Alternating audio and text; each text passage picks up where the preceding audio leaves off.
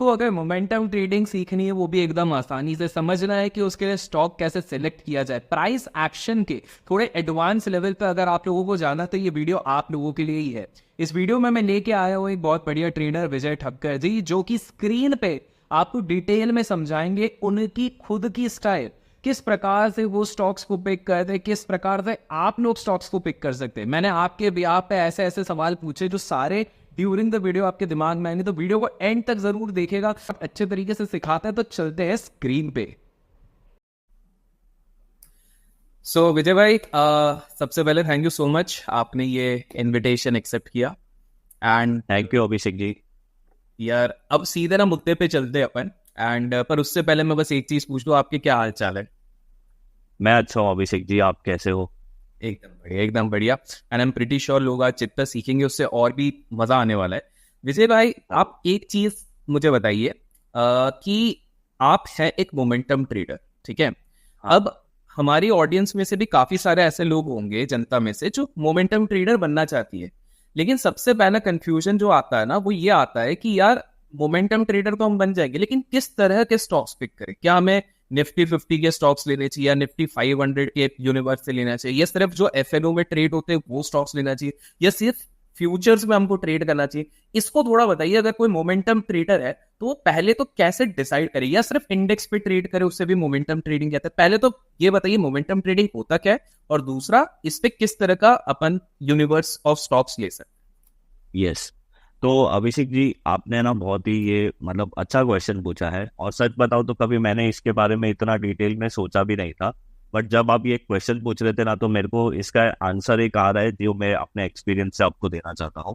देखो, momentum trading का मतलब क्या है कि समझो कोई स्टॉक अगर 100 रुपीज से, अभी हमें उसकी अपसाइड तो पता नहीं है कि ये 100 रुपीज से कितना ऊपर जा सकता है, राइट? बट यहाँ पे ये एक्सपेक्टेशन है कि भाई ये अगर एक स्टॉक 100 रुपीज में मोमेंटम इसने स्टार्ट की है, तो मैं जनरली क्या करता हूँ ना, बेस का कैलकुलेशन करता हूँ कि भाई अगर ये स्टॉक ने बहुत साल पहले 100 रुपीज का हाई मारा था, मतलब समझो फॉर एग्जांपल 2008 में या 2015 में 100 रुपीज का हाई मारा था, फिर कंपनी के अंदर कुछ प्रॉब्लम हो गई होगी, या फिर सेक्टर में, या फिर गवर्नमेंट पॉलिसीज में कोई चेंजेस हुई होगी, उस वजह से वो कंपनी वापस से नीचे आके समझो 20 रुपीज हो गई थी।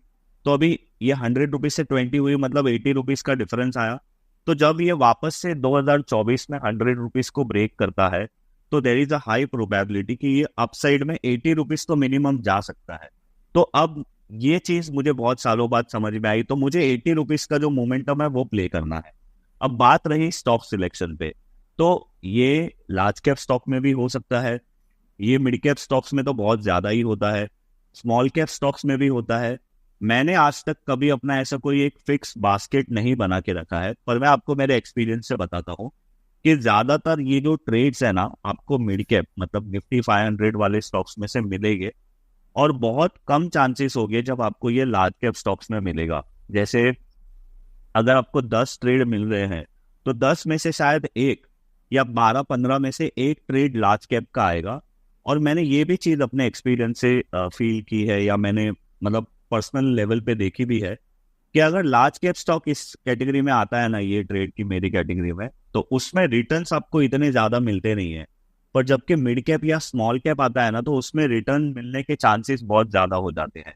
तो यस, अगर कोई ये सोचता है कि भाई आज जो भी मैं बताने वाला हूँ उसको स्पेसिफिकली फॉलो ही करना है, तो मैं ये सजेस्ट करूंगा कि एज अ बिगिनर वो सिर्फ निफ्टी 500 स्टॉक्स पे ध्यान दे, क्योंकि उसके अंदर है ना सारा कॉम्बिनेशन है, कुछ लार्ज कैप भी है, मिड कैप भी है, और स्मॉल कैप भी है। तो क्या है कि उसको सारी चीजों का एक जगह पे मिलेगा, और वो अपने एक लिमिटेड 500 स्टॉक के अंदर ही वो ये ढूंढेगा जो मैं बताने वाला हूँ वो।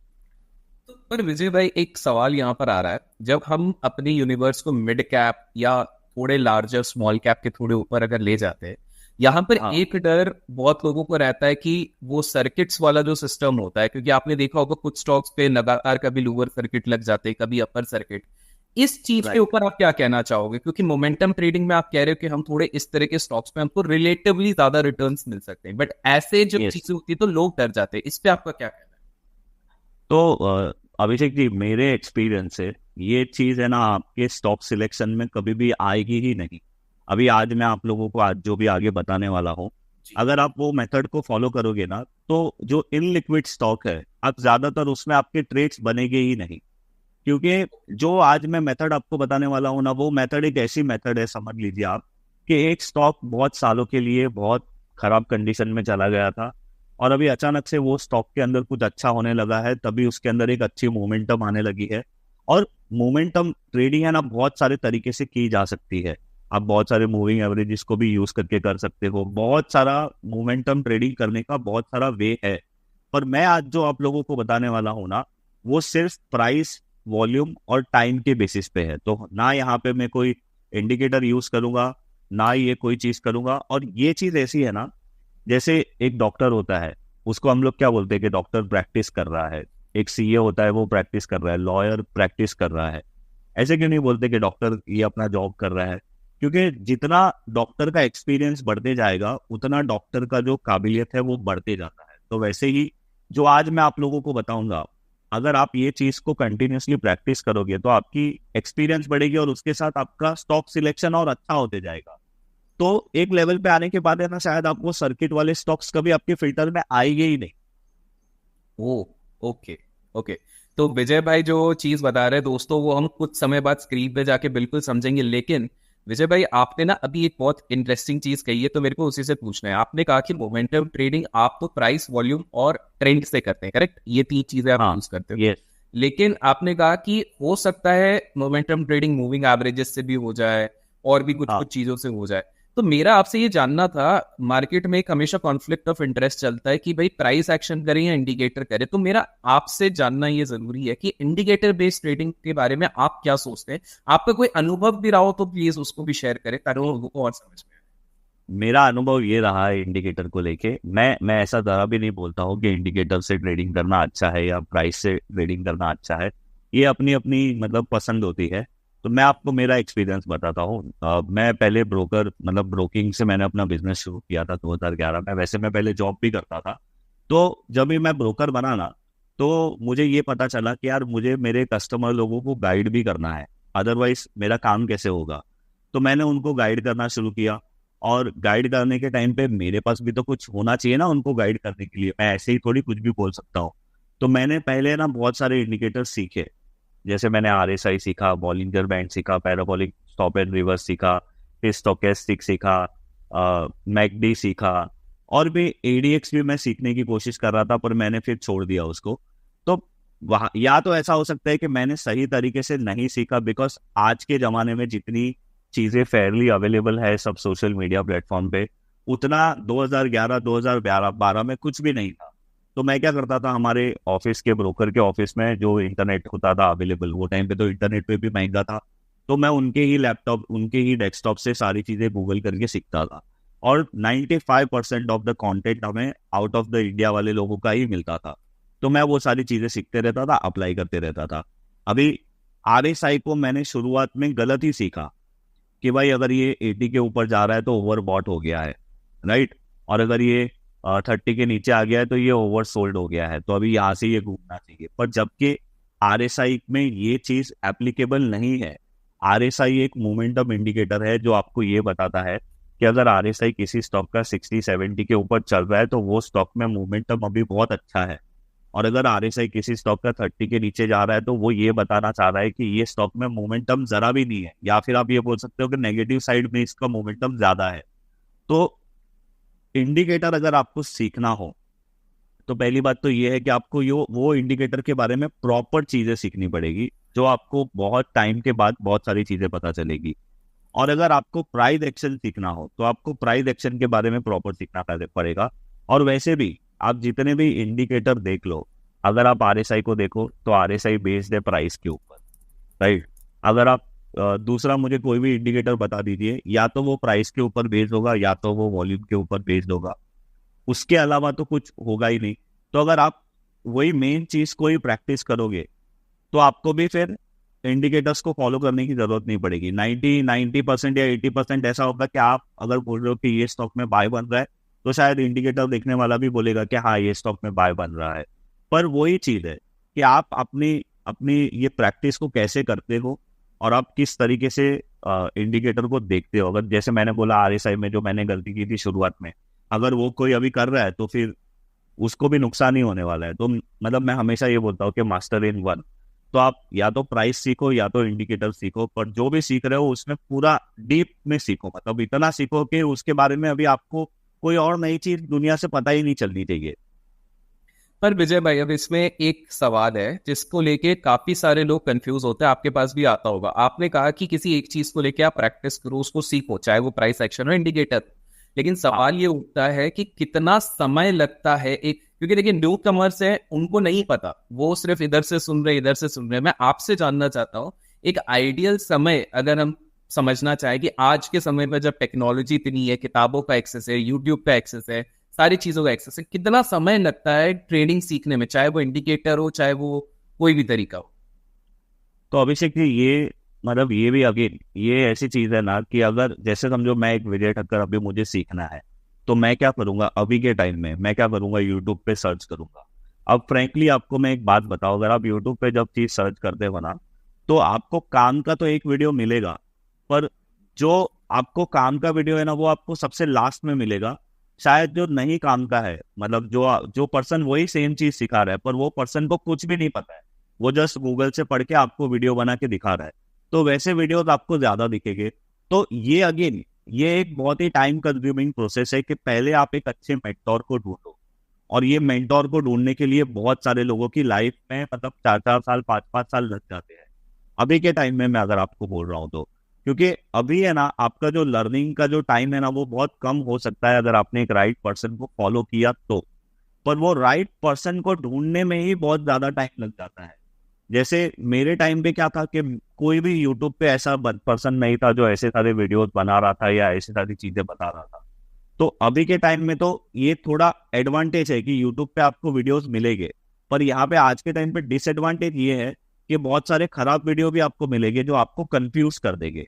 बट अगेन आप भी तो एक इंसान हो ना, आप एक आदमी को 4-5 बार देखोगे तो आप समझ जाओगे कि इसको कॉन्सेप्ट के बारे में कितना पता है, तो उसी तरीके से आप उसको सीख सकते हो। दूसरी बात, एज अ लर्नर अभी डिपेंड करता है कि आप कितने फास्ट चीजों को ग्रैब करते हो। अभी समझो मैं आपको एक मेरा पर्सनल एक्सपीरियंस बताता हूँ।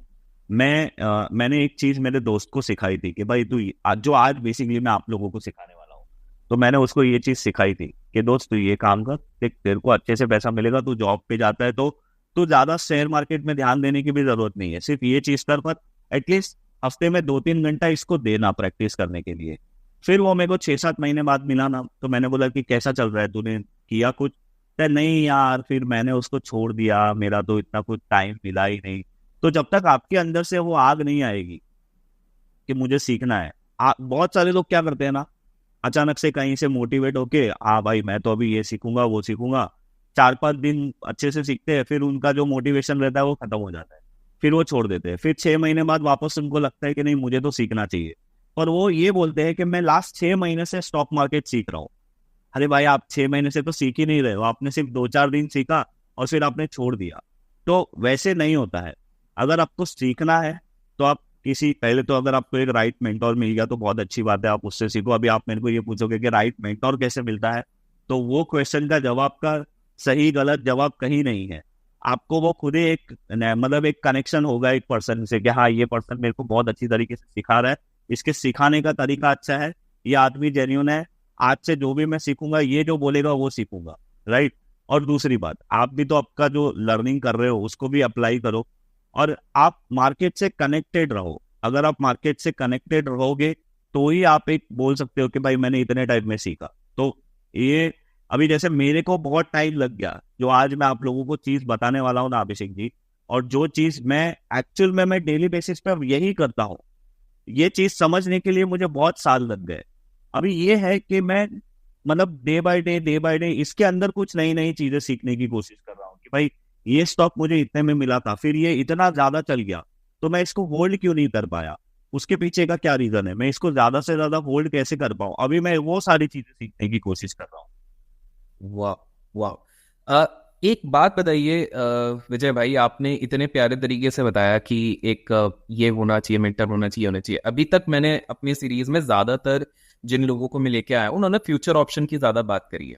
और मैंने हाँ। जहां तक आपको, जितना मैं जानता हूँ, जितना मैं फॉलो करता हूँ, आप हल्का फुल्का करते हैं इंडेक्स कभी कभी, लेकिन आपका मेन, अगर मैं कहूँ 90% फोकस कैश रिलेटेड स्टॉक से होता है। 100, अगर यस 90%। आज इसका रीजन क्या है, क्यों, अगर आज आपको मैं कहूं कि आपको एक व्यक्ति को कन्विंस करना है कि भाई फ्यूचर एंड ऑप्शन ठीक है, जिसको आ रहा है वो करे, लेकिन उससे बेटर है कैश ट्रेडिंग आप कर लो, तो आप कैसे, क्या बोलना चाहोगे, क्यों आप खुद क्यों करते हो, सामने वाले को क्यों करना हाँ, मैं खुद क्यों करता हूँ पहले उसका जवाब दे देता हूँ, बाकी चाहिए? लोगों को बाद में अपन देखेंगे, वो पर्सन ठीक टू है, पर्सन ठीक बिलोंग है, करता है।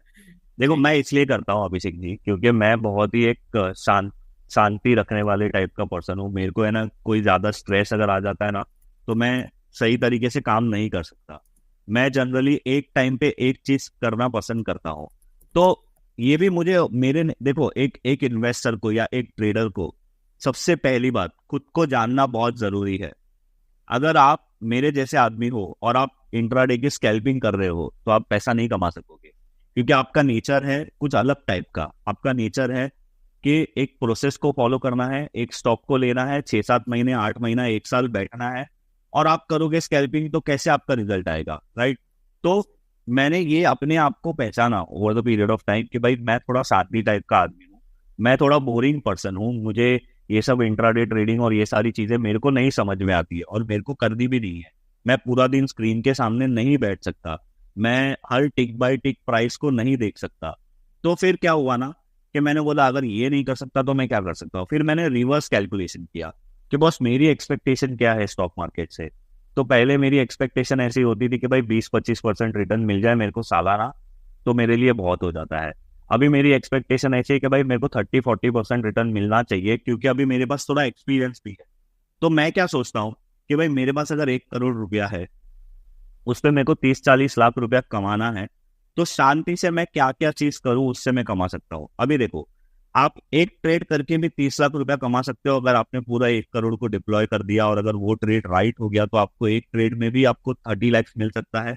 या फिर आप रोज एक ट्रेड करो और पैसा कमाओ।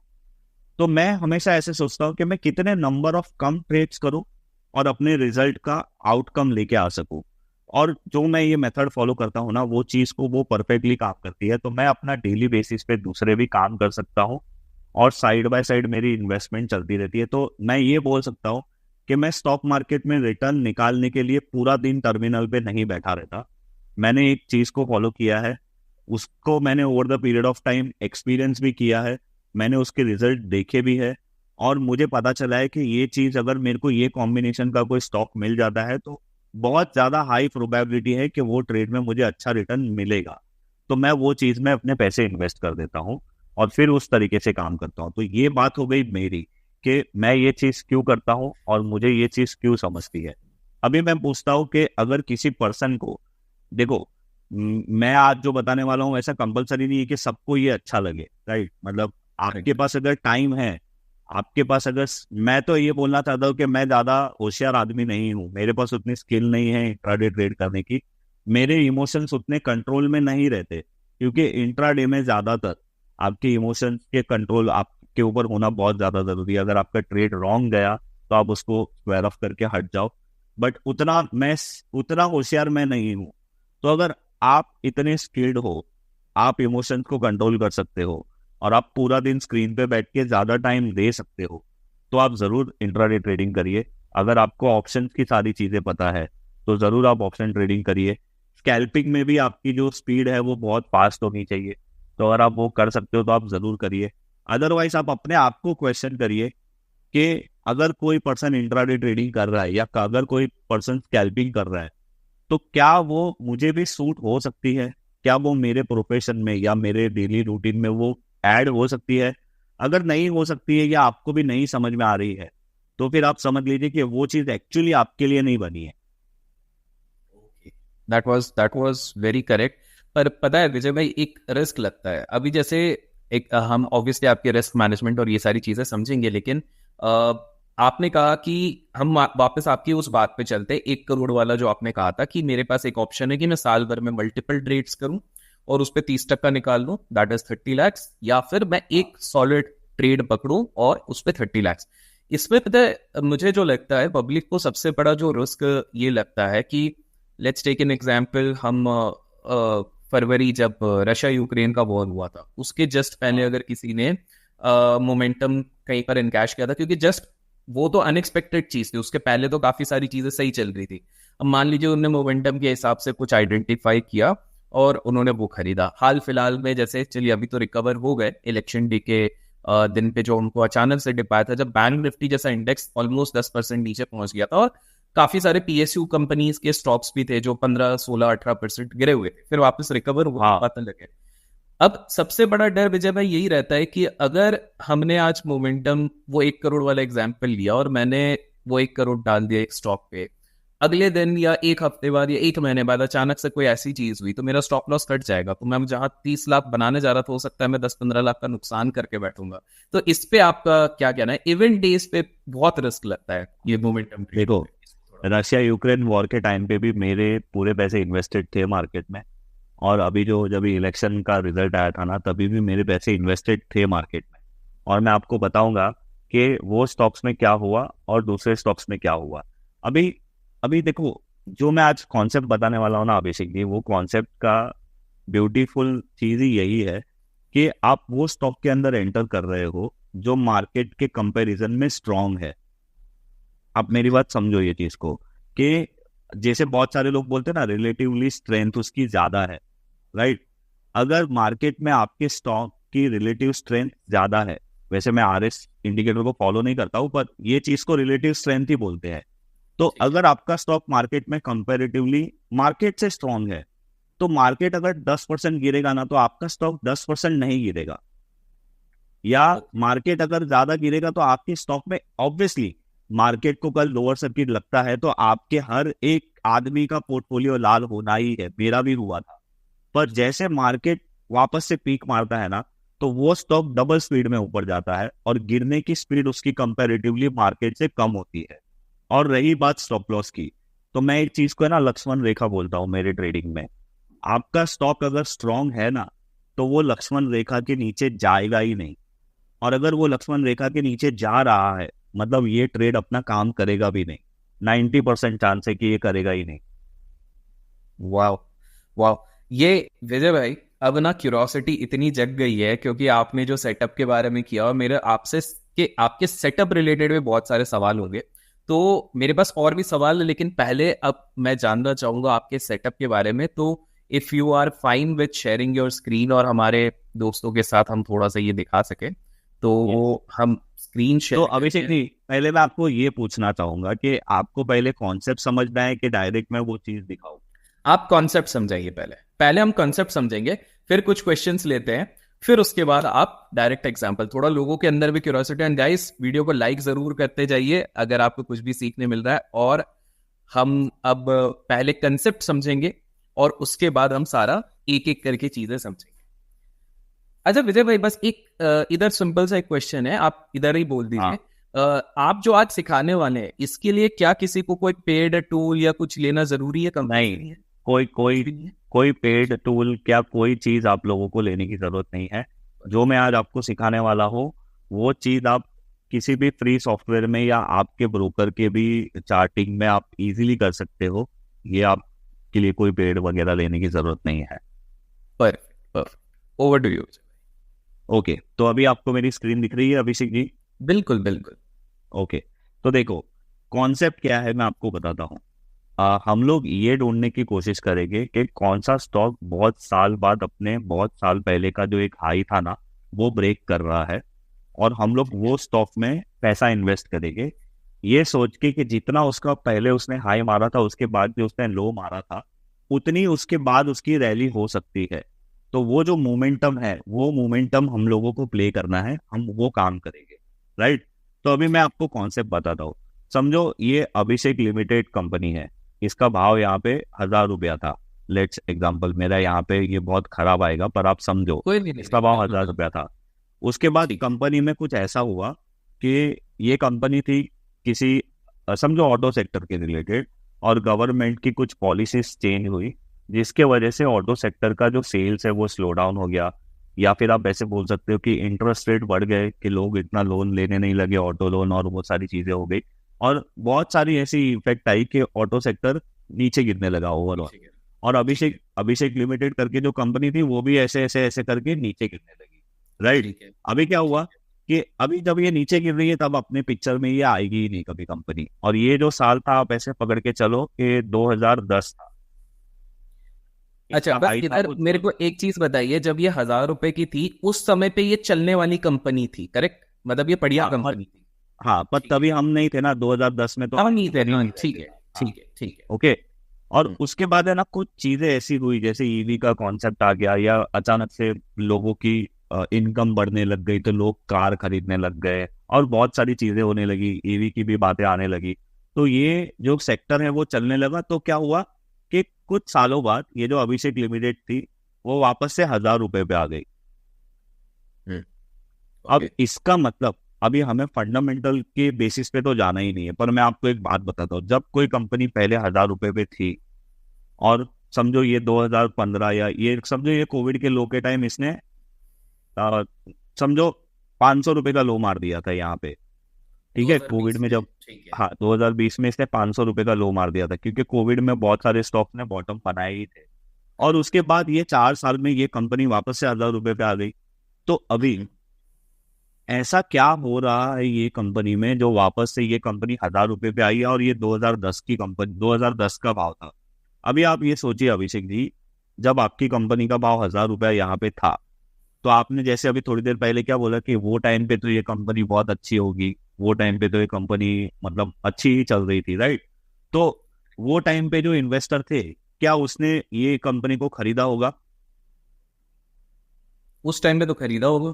हाँ, मतलब उस टाइम पे तो ये कंपनी के बहुत बोल वाले चल रहे बिल्कुल, होंगे ना, कि यार ये बिल्कुल, तो 1,000 रुपया बिल्कुल, है, ये तो ऑल टाइम हाई पे चल बिल्कुल, रहा है। बिल्कुल, तो बिल्कुल। वो टाइम पे यहाँ पे जितने भी इन्वेस्टर ने खरीदा था, अब जो हम्म, किसी टीवी वाले के रिकमेंडेशन से, या किसी दोस्त के रिकमेंडेशन से, या किसी चाय के टपरी पे ऐसे कान लगा के सुन लिया कि अरे यार ये वो लोग 4 लोग इसकी बात कर रहे हैं, वो इतना होशियार था कि उसने जाके खरीद लिया।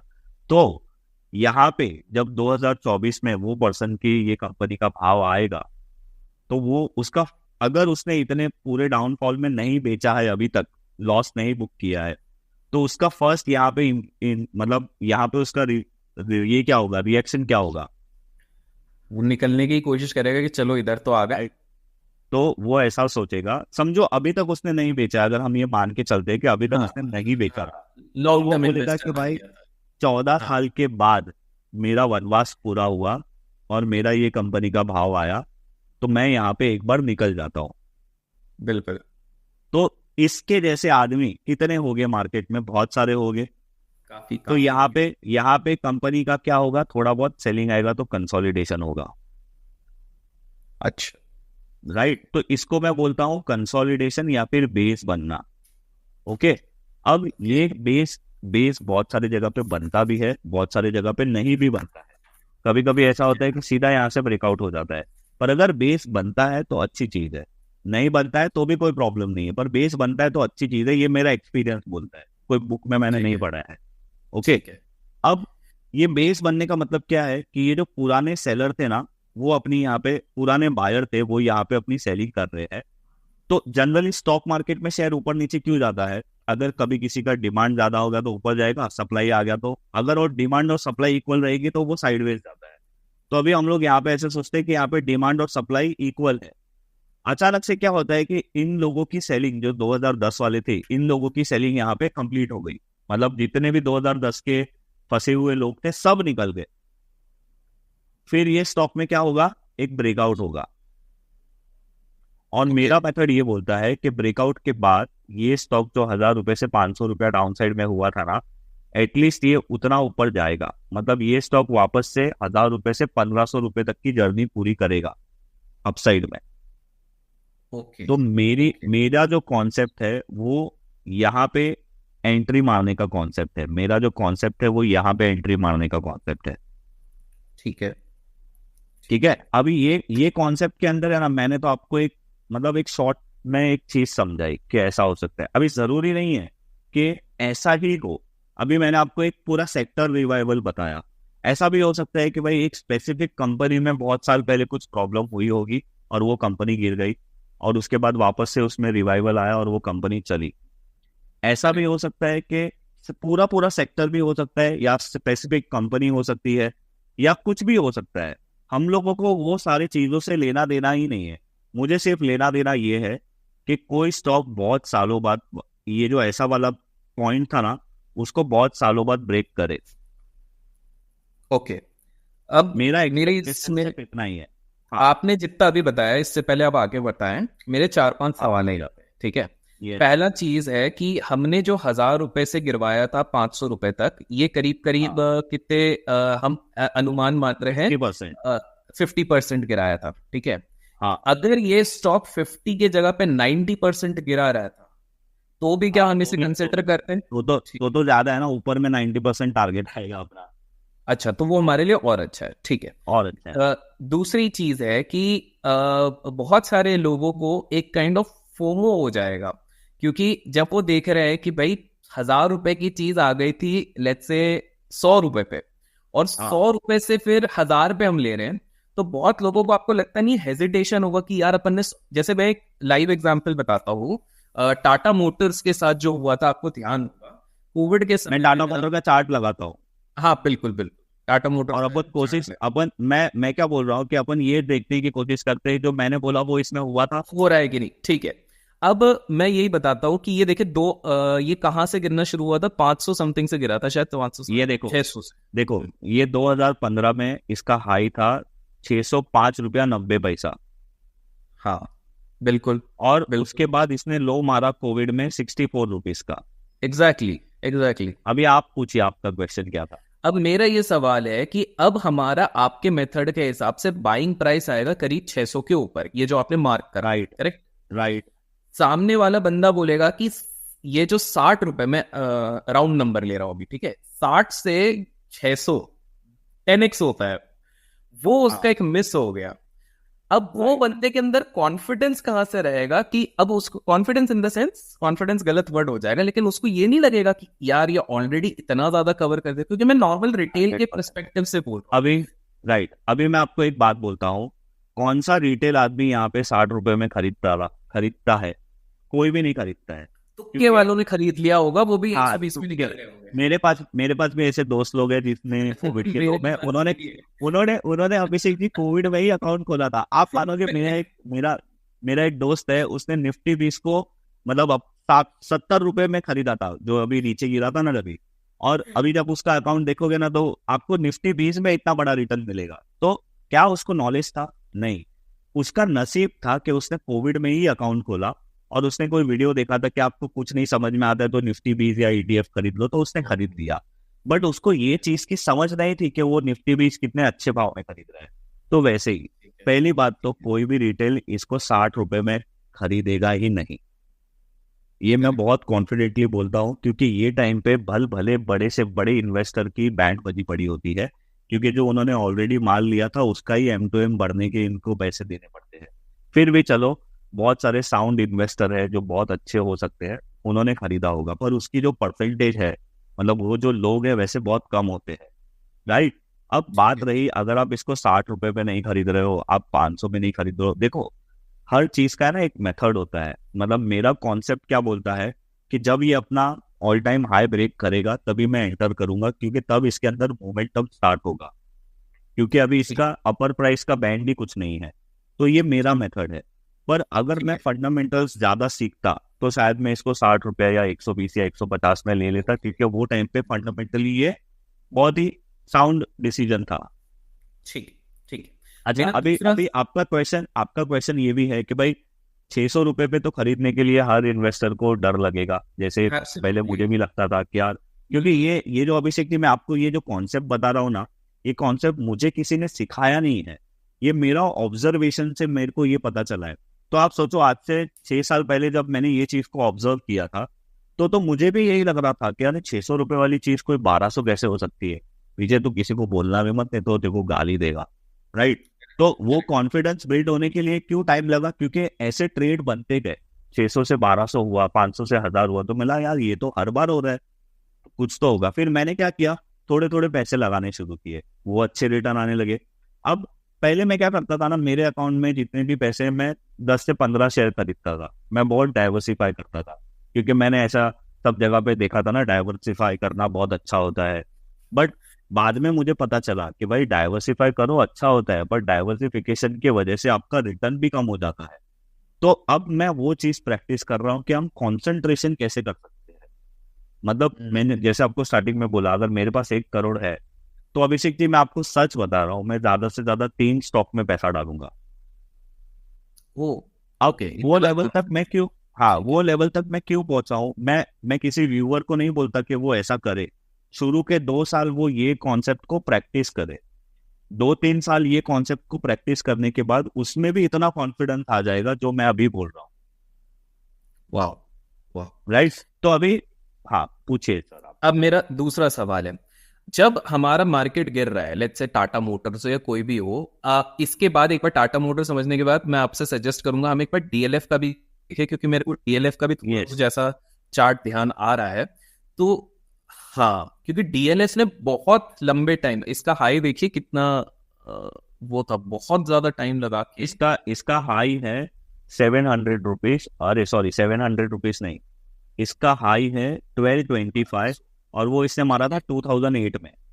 ठीक है, और अभी रीसेंट अगर हम ये इसने तोड़ा था, हाँ बिल्कुल।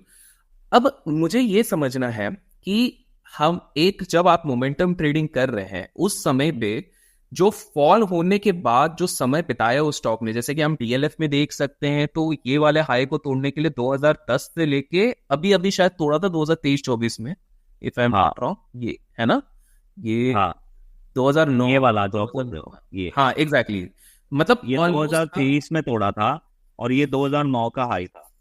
एग्जैक्टली नो के टूवर्ड्स द एंड था। तो मोटा मोटी अगर आप देखेंगे तो मोर देन अ डिकेड निकल गया, एक 10 साल से भी राइट, ज्यादा, 11 12 13 साल निकल गए। तो क्या ऐसा मैं मान सकता हूं कि जितना ज्यादा साल निकला है उसके बाद ब्रेकआउट इट इज बेटर? क्योंकि टाटा हाँ। मोटर्स के केस में ये कितने साल में हो गया, टाटा मोटर्स 5-6 साल में टाटा हो गया? मोटर का 2018 का 2024 2023 में हुआ। 6 साल, 5 साल हो गया। और इसी केस में ये बहुत बड़ा था, तो क्या मैं ये कह सकता हूँ अब larger the yes, duration better it is? Larger the duration higher the probability.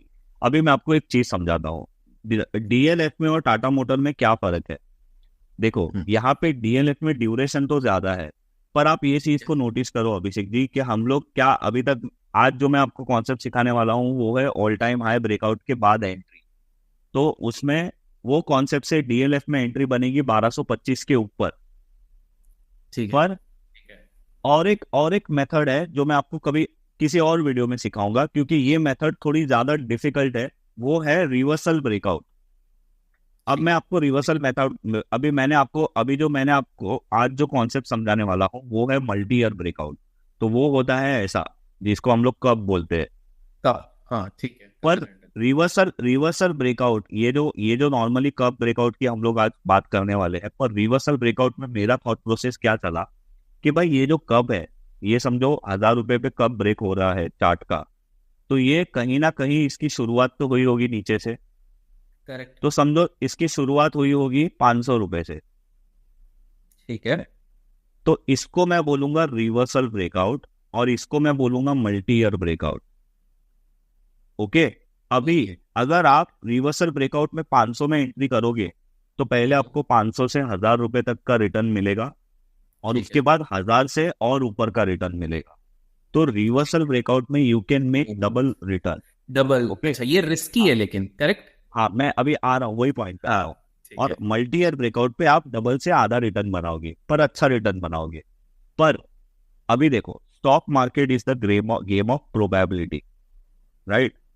अभी ये जो रिवर्सल ब्रेकआउट होता है ना, मेरा एक्सपीरियंस ये बोलता है कि रिवर्सल ब्रेकआउट में अगर आप 10 ट्रेड लेते हो तो सिर्फ 2 ट्रेड आपके राइट जाते हैं, पर आपके 2 ट्रेड का जो रिस्क टू रिवॉर्ड है वो बहुत बड़ा है। मैक्स टू मैक्स 3 जाएगी अगर मार्केट अच्छा है। तो यहाँ पे रिवर्सल ब्रेकआउट में आपकी जो ट्रेड राइट होने की प्रोबेबिलिटी है वो बहुत कम है, पर रिटर्न आपको ज्यादा मिलेगा। पर मल्टी ईयर ब्रेकआउट में अगर आप 10 ट्रेड लेते हो अभिषेक जी, तो आपके 7 से 8 ट्रेड राइट जाएंगे। वाह वाह। पर यहाँ पे आपको कंपेयर टू रिवर्सल ब्रेकआउट आपको रिटर्न थोड़ा कम मिलेगा। बट फिर भी मैं आपको एक बात बोलूं, अगर आप सिर्फ मल्टी ईयर ब्रेकआउट को ही फॉलो करोगे ना अभिषेक जी, तो भी बहुत होता है। अगर किसी को रिवर्सल ब्रेकआउट प्रैक्टिस करना है तो मैं उन लोगों को बोलूंगा कि पहले मल्टी ईयर ब्रेकआउट प्रैक्टिस करो 3-4 साल, उसके बाद अपन रिवर्सल ब्रेकआउट पे आओ। और ये रिवर्सल ब्रेकआउट का कॉन्सेप्ट मेरे माइंड में कैसे आया पता है? मैं एक दिन है ना अपने सारे स्टॉक्स को बैक टेस्ट कर रहा था, तो मैंने बोला कि मैं सारे स्टॉक्स में यहाँ पे एंट्री मारता हूँ, तो कहीं ना कहीं उसने नीचे से भी तो शुरुआत की होगी ना। जैसे डीएलएफ ने यहाँ से शुरुआत की, पर मेरी एंट्री तो 1200 के ऊपर आएगी। तो मैंने बोला कि ये नीचे वाली एंट्री को कैसे पकड़ूं।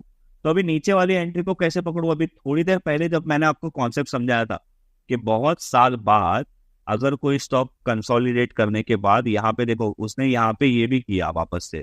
आप अगर यहाँ पे देखो, यहाँ पे बहुत सारे कैंडल कंटिन्यूसली एक ही लेवल के आसपास कंसोलिडेट हो रहे थे, और फिर वो स्टॉक ब्रेकआउट करता है तो उसको एक अच्छा ब्रेकआउट माना जाता है। पर उसके लिए एक बहुत टाइम बड़ा बेस भी अपने पास होना चाहिए। पर इधर तो बहुत बड़ा बेस था। हाँ, तो बेस था। तो वही चीज है कि अगर आपको राइट बेस मिल जाता है तो आपको एक अच्छा ट्रेड मिलेगा। जैसे हिंद कॉपर में अगर आप देखोगे तो ये चीज हुआ था, सेम चीज हुई थी। ये देखो यहाँ पे हुई थी, अगर आप देखोगे हिंद कॉपर में यहाँ पे ब्रेकआउट हुआ था विच इज समवेयर अराउंड 196। उसके बाद ये चल रहा है। अभी रिवर्सल ब्रेकआउट की प्रोबेबिलिटी कम क्यों होती है? क्योंकि ये देखो, ये जो स्टॉक है ना ऊपर से नीचे गिरा है ना, इसका मतलब हर भाव पे लोगों ने खरीदा है, हर भाव पे लोगों ने खरीदा है, हर भाव पे लोगों ने खरीदा है। हाँ, तो जैसे जैसे वो स्टॉक का प्राइस आएगा वैसे पुराने बायर बेचने आएंगे, पुराने बायर बेचने आएंगे, पुराने बायर बेचने आएंगे। मतलब यहाँ पे किसी किसी बायर को ज्यादा पावर लगाना पड़ेगा, क्योंकि सेलिंग तो हर नंबर पे आ रहा है। करेक्ट। पर मल्टी ईयर ब्रेकआउट में उसका पावर क्यों कम लगेगा? क्योंकि there is no old buyer, ऊपर भाव ही कभी नहीं गया था जिंदगी में। वो नया ओपन स्काई जो बोलते हैं, ओपन स्काई। हाँ, ओपन स्काई है ना, उसके पहले तो किसी ने खरीदा ही नहीं था, तो वहां पे बेचने कौन आएगा अगर किसी ने पहले खरीदा ही नहीं था तो। ओके, लेकिन विजय भाई इसमें एक और चीज बताइए। दोनों जो आपने सिस्टम बताया, एक तो हम ऑब्वियसली सेकंड पार्ट में डिस्कस करेंगे जब नेक्स्ट वीडियो करेंगे, लेकिन टारगेट हम वैसे ही सेट कर रहे हैं जो इस नहीं, केस में। रिवर्सल ब्रेकआउट में क्या होता है ना, जनरली जो प्रीवियस रेजिस्टेंस होते हैं वहां पे आपको मार्क करना है। जैसे मैं उसको वाटरफॉल एरिया बोलता हूँ, तो प्रीवियस रेजिस्टेंस को मार्क करोगे तो आपकी वो टारगेट हो जाएगी, और अल्टीमेटली जो ऑल टाइम हाई है वो आपका फाइनल टारगेट होता है वैसे। पर मल्टी ईयर ब्रेकआउट में तो वो रेंज कैलकुलेशन मेथड ही होता है। और जब आप कह रहे हो मल्टी ईयर ब्रेकआउट, तो कोई एक सेट स्टैंडर्ड है कि एटलीस्ट इतने साल का ब्रेकआउट हो तो हम उसको काउंट करेंगे? एटलीस्ट 4-5 साल से बड़ा हो ना तो और अच्छा, मतलब जितना ज्यादा बड़ा उतना अच्छा। पर हम उसको मिनिमम टाइम फ्रेम दे सकते हैं, 4-5 साल तो मिनिमम होना ही चाहिए। ठीक है। एक हम जो स्टार्टिंग में कौन सा मल्टी ईयर ब्रेकआउट हम चेक कर रहे थे, आपने एक चार्ट खोला हुआ था आई थिंक। ओके, अभी नहीं, हाँ अभी मैं पहले टाटा मोटर्स का एग्जांपल, पहले हम लोग है ना, पहले मैं आपको ये बताता हूँ कि ये कॉन्सेप्ट काम कैसे करता है। अब देखो कॉन्सेप्ट समझा दीजिए। हाँ, अभी मैंने आप लोगों को पहले कॉन्सेप्ट का थियरी समझाया, राइट। अभी मैं आपको ये कॉन्सेप्ट समझाता हूँ कि एक्चुअल चार्ट में ये काम कैसे करता है, और सबसे बड़ा क्वेश्चन ये होना चाहिए कि भाई स्टॉक सिलेक्शन कैसे करें, राइट। तो वो चीज पे भी हम लोग आते हैं। अभी देखो, आप एक चीज नोटिस करो, हम लोग जो भी स्टॉक को सिलेक्ट कर रहे हैं ना, यहाँ पे कर रहे हैं। अभिषेक जी, अभी आप ही मेरे को बताइए कि मेरा स्टॉक सिलेक्शन का मेथड क्या है। तो अगर कोई स्टॉक यहाँ पे आ रहा है और समझो वो 2015 का या 2018 का या 2005 के बाद उसके ऊपर के प्राइस पे आ रहा है, तो ये क्या मार रहा है? All time high. बिल्कुल। तो एक स्टॉक सिलेक्शन का आपका विंडो हो गया कि आपको ऑल टाइम हाई वाले स्टॉक्स को चेक करना है डेली। दूसरा, या तो वो 52 वीक हाई वाले विंडो में आपको मिलेगा। ठीक है। अगर आप ये सिर्फ दो चीज को रेगुलरली चेक करते रहोगे ना तो भी बस हो गया। और ये दोनों सब जगह पे फ्रीली अवेलेबल है, ऑल टाइम हाई और 52 वीक हाई कौन से स्टॉक मार रहे हैं। ठीक है ना। पर ये है, तो अभी ये दो चीज करना है तो आपको कम से कम 3-4 हजार स्टॉक में से रेगुलरली 50-60 स्टॉक मिलेंगे। उसमें से अपने को ये देखना है कि कौन से स्टॉक अपना सेटअप बना रहे हैं, जो अपना ये है मल्टी ईयर ब्रेकआउट का। तो अभी टाटा मोटर में क्या हुआ था, 2015 में इसका जो हाई बना था, उसके बाद ये स्टॉक नीचे गिरा होगा और वापस से इसने हाई मारा था, और फिर पता नहीं ये कंपनी में क्या हुआ, नीचे जाके ये 70 रुपीज तक आ गया था। ये कोविड का लो था। उसके बाद देखो, ये स्टॉक ने वापस से 2022 में एक हाई मारा, पर ये 600 रुपए तक नहीं आया था।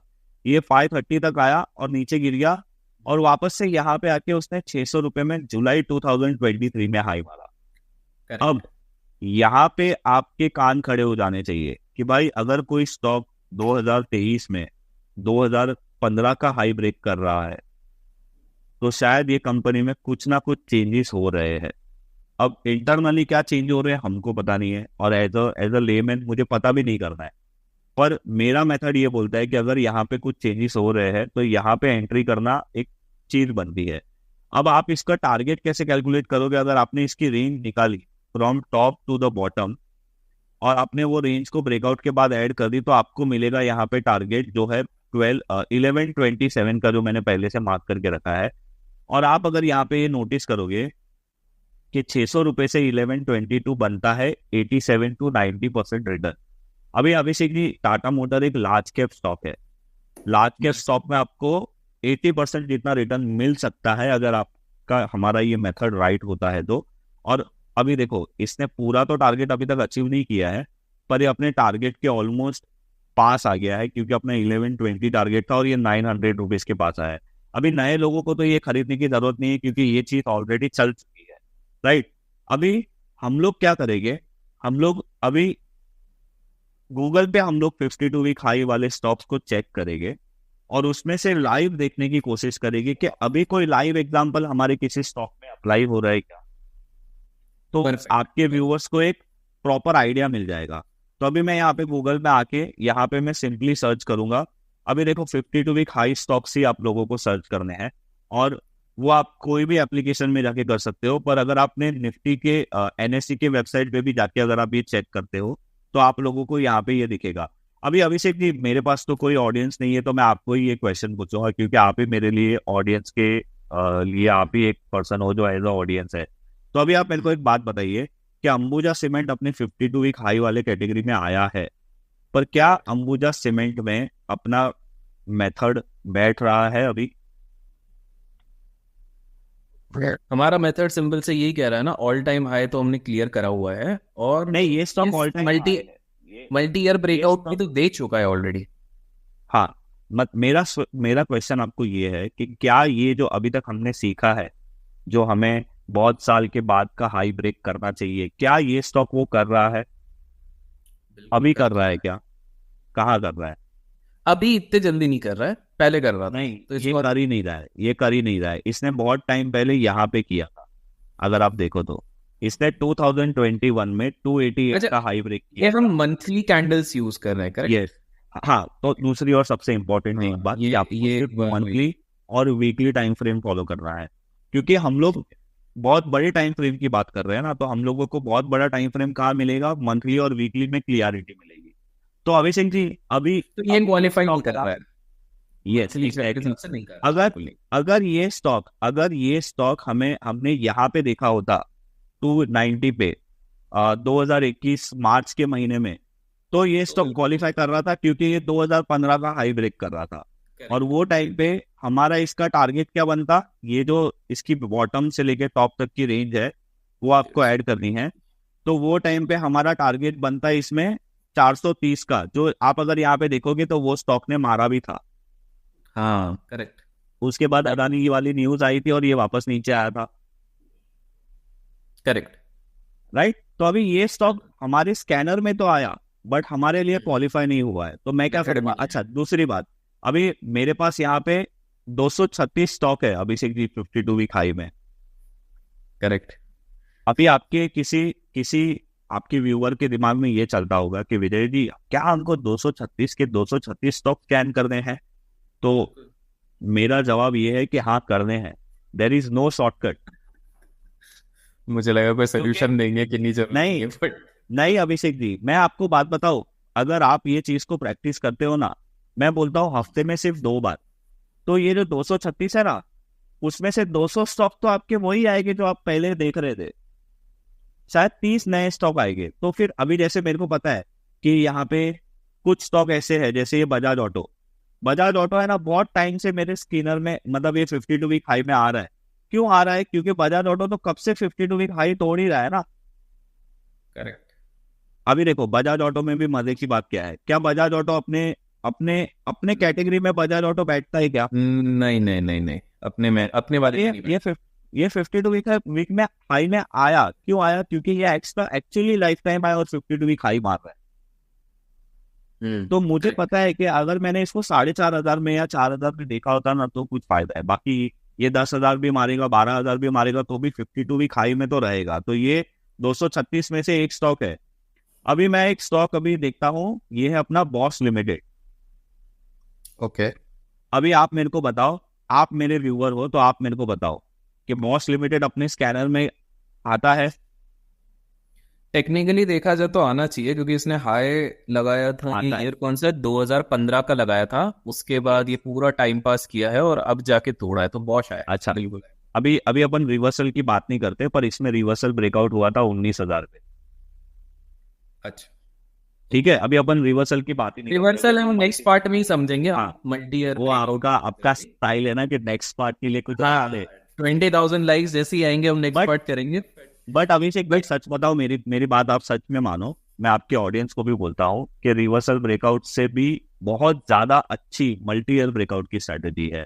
और मैं अपने एक्सपीरियंस से बोल रहा हूँ कि अगर आपको बहुत शांति से पैसा कमाना है ना, आज जो आपको मैं बता रहा हूँ आप उसको फॉलो करो, अच्छे से आप शांति से पैसा कमाओगे। और अभिषेक जी, मैं अपने अकाउंट में सिर्फ यही करता हूँ, और मेरा जो चैनल है मैं उस पर भी मैं यही सिखाता हूँ, बस और कुछ नहीं। तो ऑडियंस को मैं बता दूं कि विजय भाई का एक बहुत बढ़िया यूट्यूब चैनल है, लिंक मैं वैसे भी डिस्क्रिप्शन में दूंगा। वहां पर वो काफी सारे लोगों के खुद भी पॉडकास्ट लेते हैं, काफी सारी चीजें सीखने मिलेंगी। Master in one I think series का नाम है वहां पे। यस, यस, और काफी चीजें सिखाते हैं, तो जाके चेकआउट करना, लिंक डिस्क्रिप्शन में रहेगा। तो अगेन विजय भाई, समझते हैं। थैंक यू अभिषेक जी। तो अभिषेक जी, अभी देखो मैं आपको एक चीज बताता हूँ, जो कंडीशंस हमने सीखी थी थियोरी में, अभी अपन उसको यहाँ पे अप्लाई करते हैं। ये स्टॉक का हाई था कितना था हाई, मैं आपको बताता हूँ, 27,990। कौन से साल में था? 2015 मार्च महीने में, राइट? अब मेरे को कोई लेना देना नहीं है कि 2015 के बाद ये कंपनी में क्या हुआ जिससे ये कंपनी नीचे गिर गई। और ये देखो बॉटम इसने क्या बनाया था, कोविड का ही बनाया था, क्योंकि कोविड में ही मेजर लोअर सर्किट लगे थे।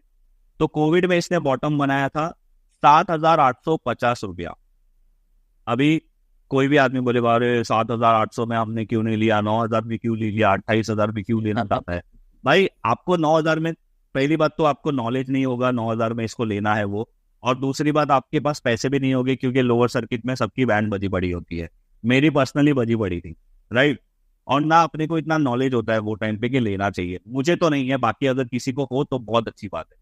अभी मेरा मेथड क्या बोलता है कि अगर ये स्टॉक नेक्स्ट टाइम कभी भी अपना 2015 का हाई ब्रेक करेगा, वहां पे मेरे कान खड़े होने चाहिए और मुझे वहां पे ये स्टॉक में ध्यान देना चाहिए अगर खरीदना है तो। अभी यहाँ पे आपका क्वेश्चन आना चाहिए कि आपकी एंट्री और आपका स्टॉप लॉस कैसे डिसाइड होता है, करेक्ट, राइट? तो अभी मैं यहाँ पे एंट्री का कॉन्सेप्ट सिखाता हूँ।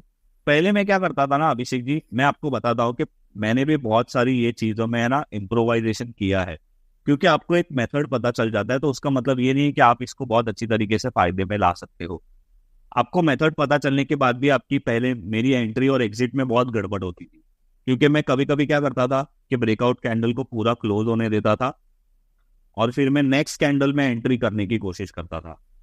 तो उसमें गड़बड़ क्या हो जाती थी कि ब्रेकआउट कैंडल ही कभी कभी इतना ऊपर चले जाता था ना, जैसे अभी इसमें 28,000 पे ब्रेकआउट कैंडल है, अपना ब्रेकआउट होना चाहिए 28,000 में, तो ब्रेकआउट कैंडल क्लोज होने के टाइम पे वो कैंडल ही 32,000 पे पहुंच जाता था।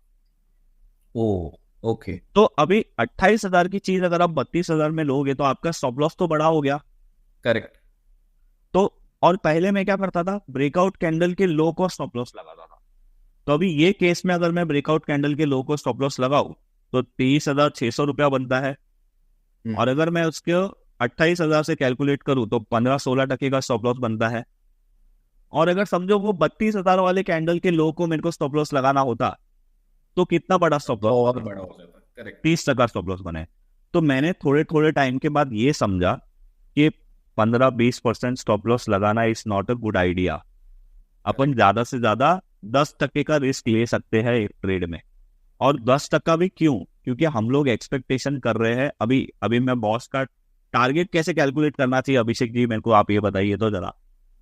ये आप बॉश के केस में ऊपर से नीचे आप देखेंगे, हाई दो से हजार लेके पंद्रह का हाई मार्क करेंगे। हाई से लेके और यहाँ मैं तक तो हमारा तो मैंने करीब 20,000 हाई एक से सौ लेके चालीस करेक्ट ऊपर ऐड कर दिया। अभी अभी अरे अभिषेक जी, आप तो बोल रहे हो कि इसका टारगेट 48,100 रुपया आएगा।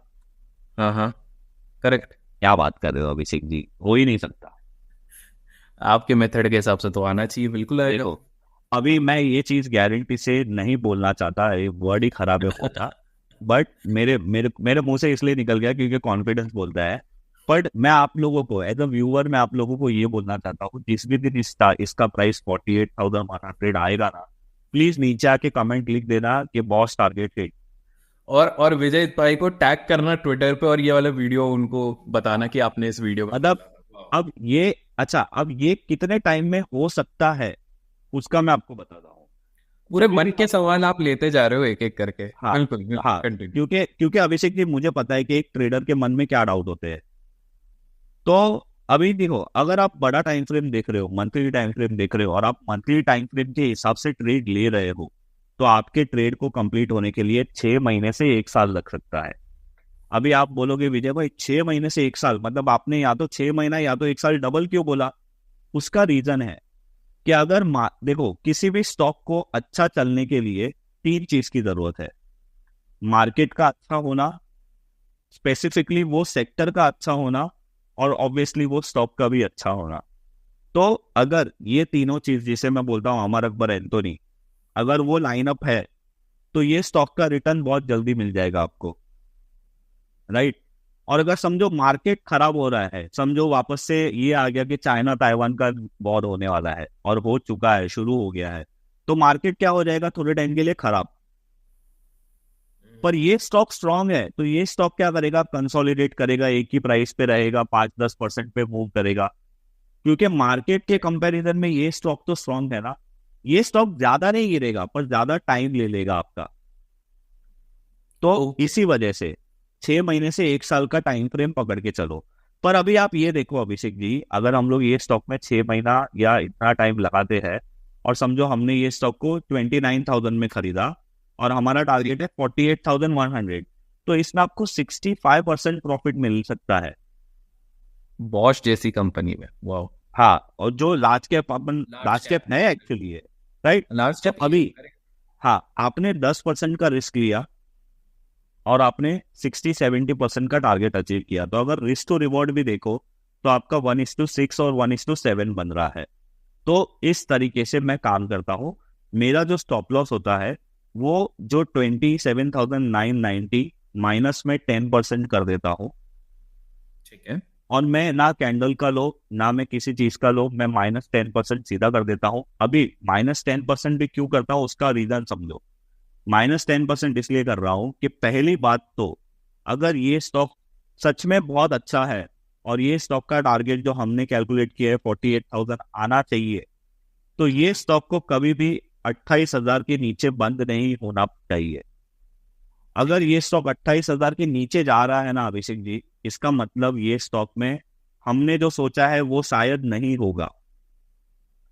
तो अगर ये नीचे जा रहा है, तो मैं इसमें फिर 10% से ज्यादा रिस्क नहीं लेना चाहता। मैं इसको 10% का बफर दूंगा कि भाई, तो 10% में समझो कुछ भी हो जाए। समझो अभी आजकल तो मार्केट में बहुत ऐसे ट्रेड पड़ते हैं ना, कि कभी हाँ किसी हाँ। गड़बड़ में कुछ गड़बड़ हो गई, तो ये स्टॉक भी गिरा। तो 10% का मैंने तेरे को बफर दिया है। 10% के नीचे तू गया, तो मेरा तेरा कोई लेना देना नहीं है भाई, तू निकल जा मेरे अकाउंट से। ओके। ठीक है। अभी मैं इसमें एंट्री कैसे करता हूँ, 28,000 प्लस 2-3% आप ऐड कर दो, जो भी आपका नंबर आता है ना, वहां पे आपको एंट्री करनी है। ठीक है। और ठीक। इसमें कोई क्लोजिंग बेसिस का वेट नहीं करना है। समझो आपका 28,000 प्लस 2% आया, समझो 30,000 या 29,500, तो आपको 29,500 का अलर्ट लगाना है आपके ब्रोकर के ऐप पे। जैसे वो बजा, वैसे आपको आपकी जितनी भी आपको क्वांटिटी लेनी है आपके अकाउंट के बेसिस पे। समझो आपका अकाउंट 10 लाख का है, आप ये सोचते हो कि भाई ये शेयर में मुझे 1 लाख रुपया ही डालना है, क्योंकि आपको टोटल 10 ट्रेड ही लेने हैं। तो आप इसमें 1 लाख डिवाइड बाय जो प्राइस चल रहा है, वो जितनी क्वांटिटी आई उतना आप ले लो। जनरली बहुत सारे लोग क्या करते हैं, स्टॉप लॉस को पोजीशन साइजिंग से कैलकुलेट करते हैं, पर मैं ऐसा सोचता हूँ कि आप अपना अकाउंट देखो कितना है।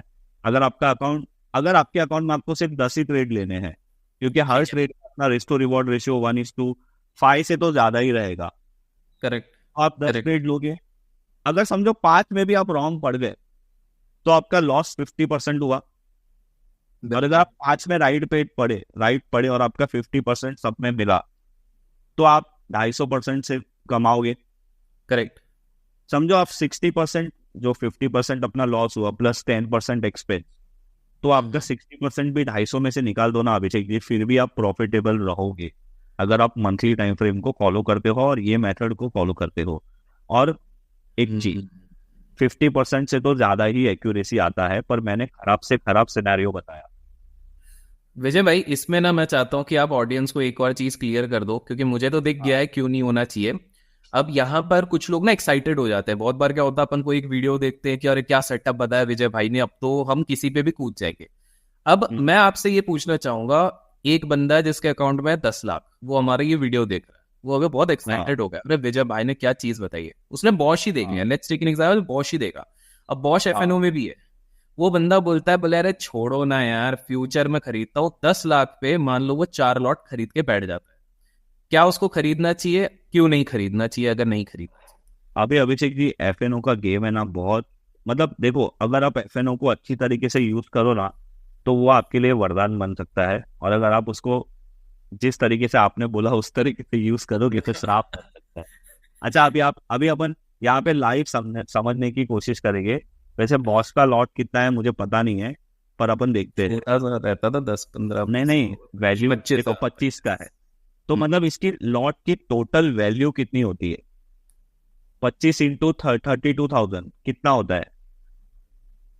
7.5 लाख के ऊपर का होगा मेरे हिसाब से। 25 8 लाख। 32,000 नहीं, मैं देखो 8 लाख होता है।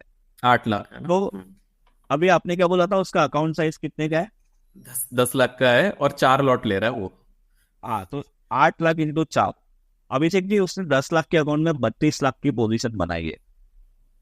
बिल्कुल, और बनाते अभी हैं, तो मना नहीं कर रहा हूँ, बनाएंगे लोग। नहीं, मैंने ये कैलकुलेशन क्यों किया पता है अभिषेक जी?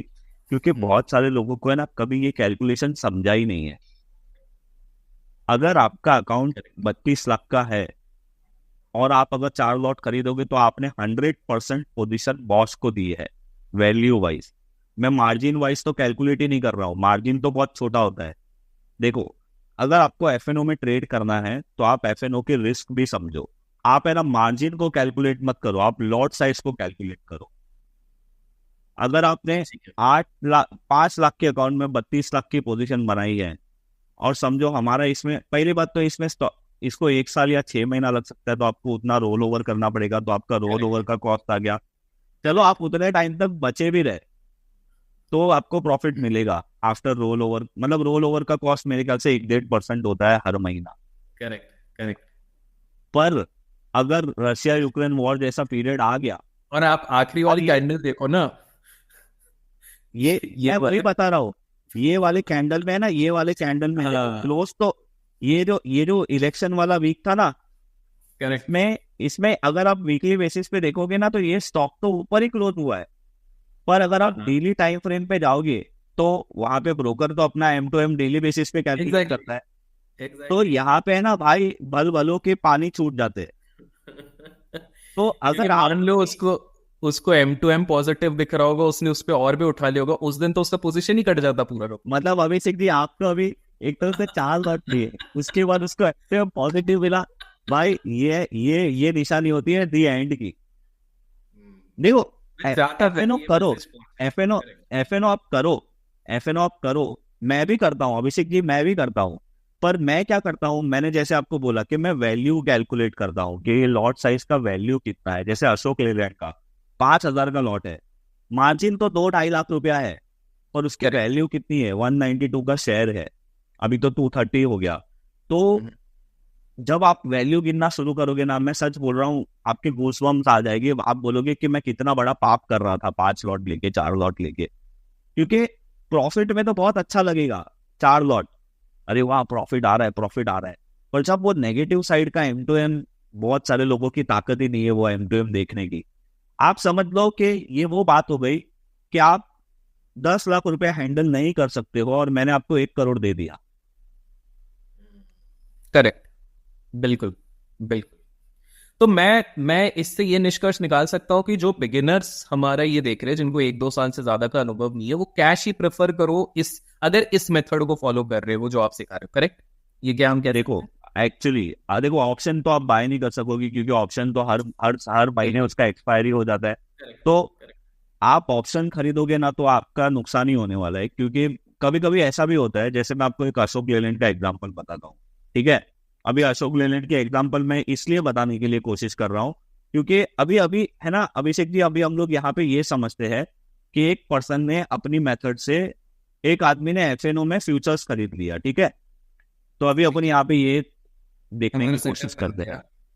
देखो ये अभी मेरा मेरा जो मेथड है उसके बेसिस पे 2018 का ये लेवल था और ये लेवल का प्राइस था 167.50। उसके बाद ये स्टॉक नीचे गिरा, वापस यहाँ पे आया। देखो मैंने आपको बोला था ना, कंसोलिडेशन होता है तो अच्छी बात है।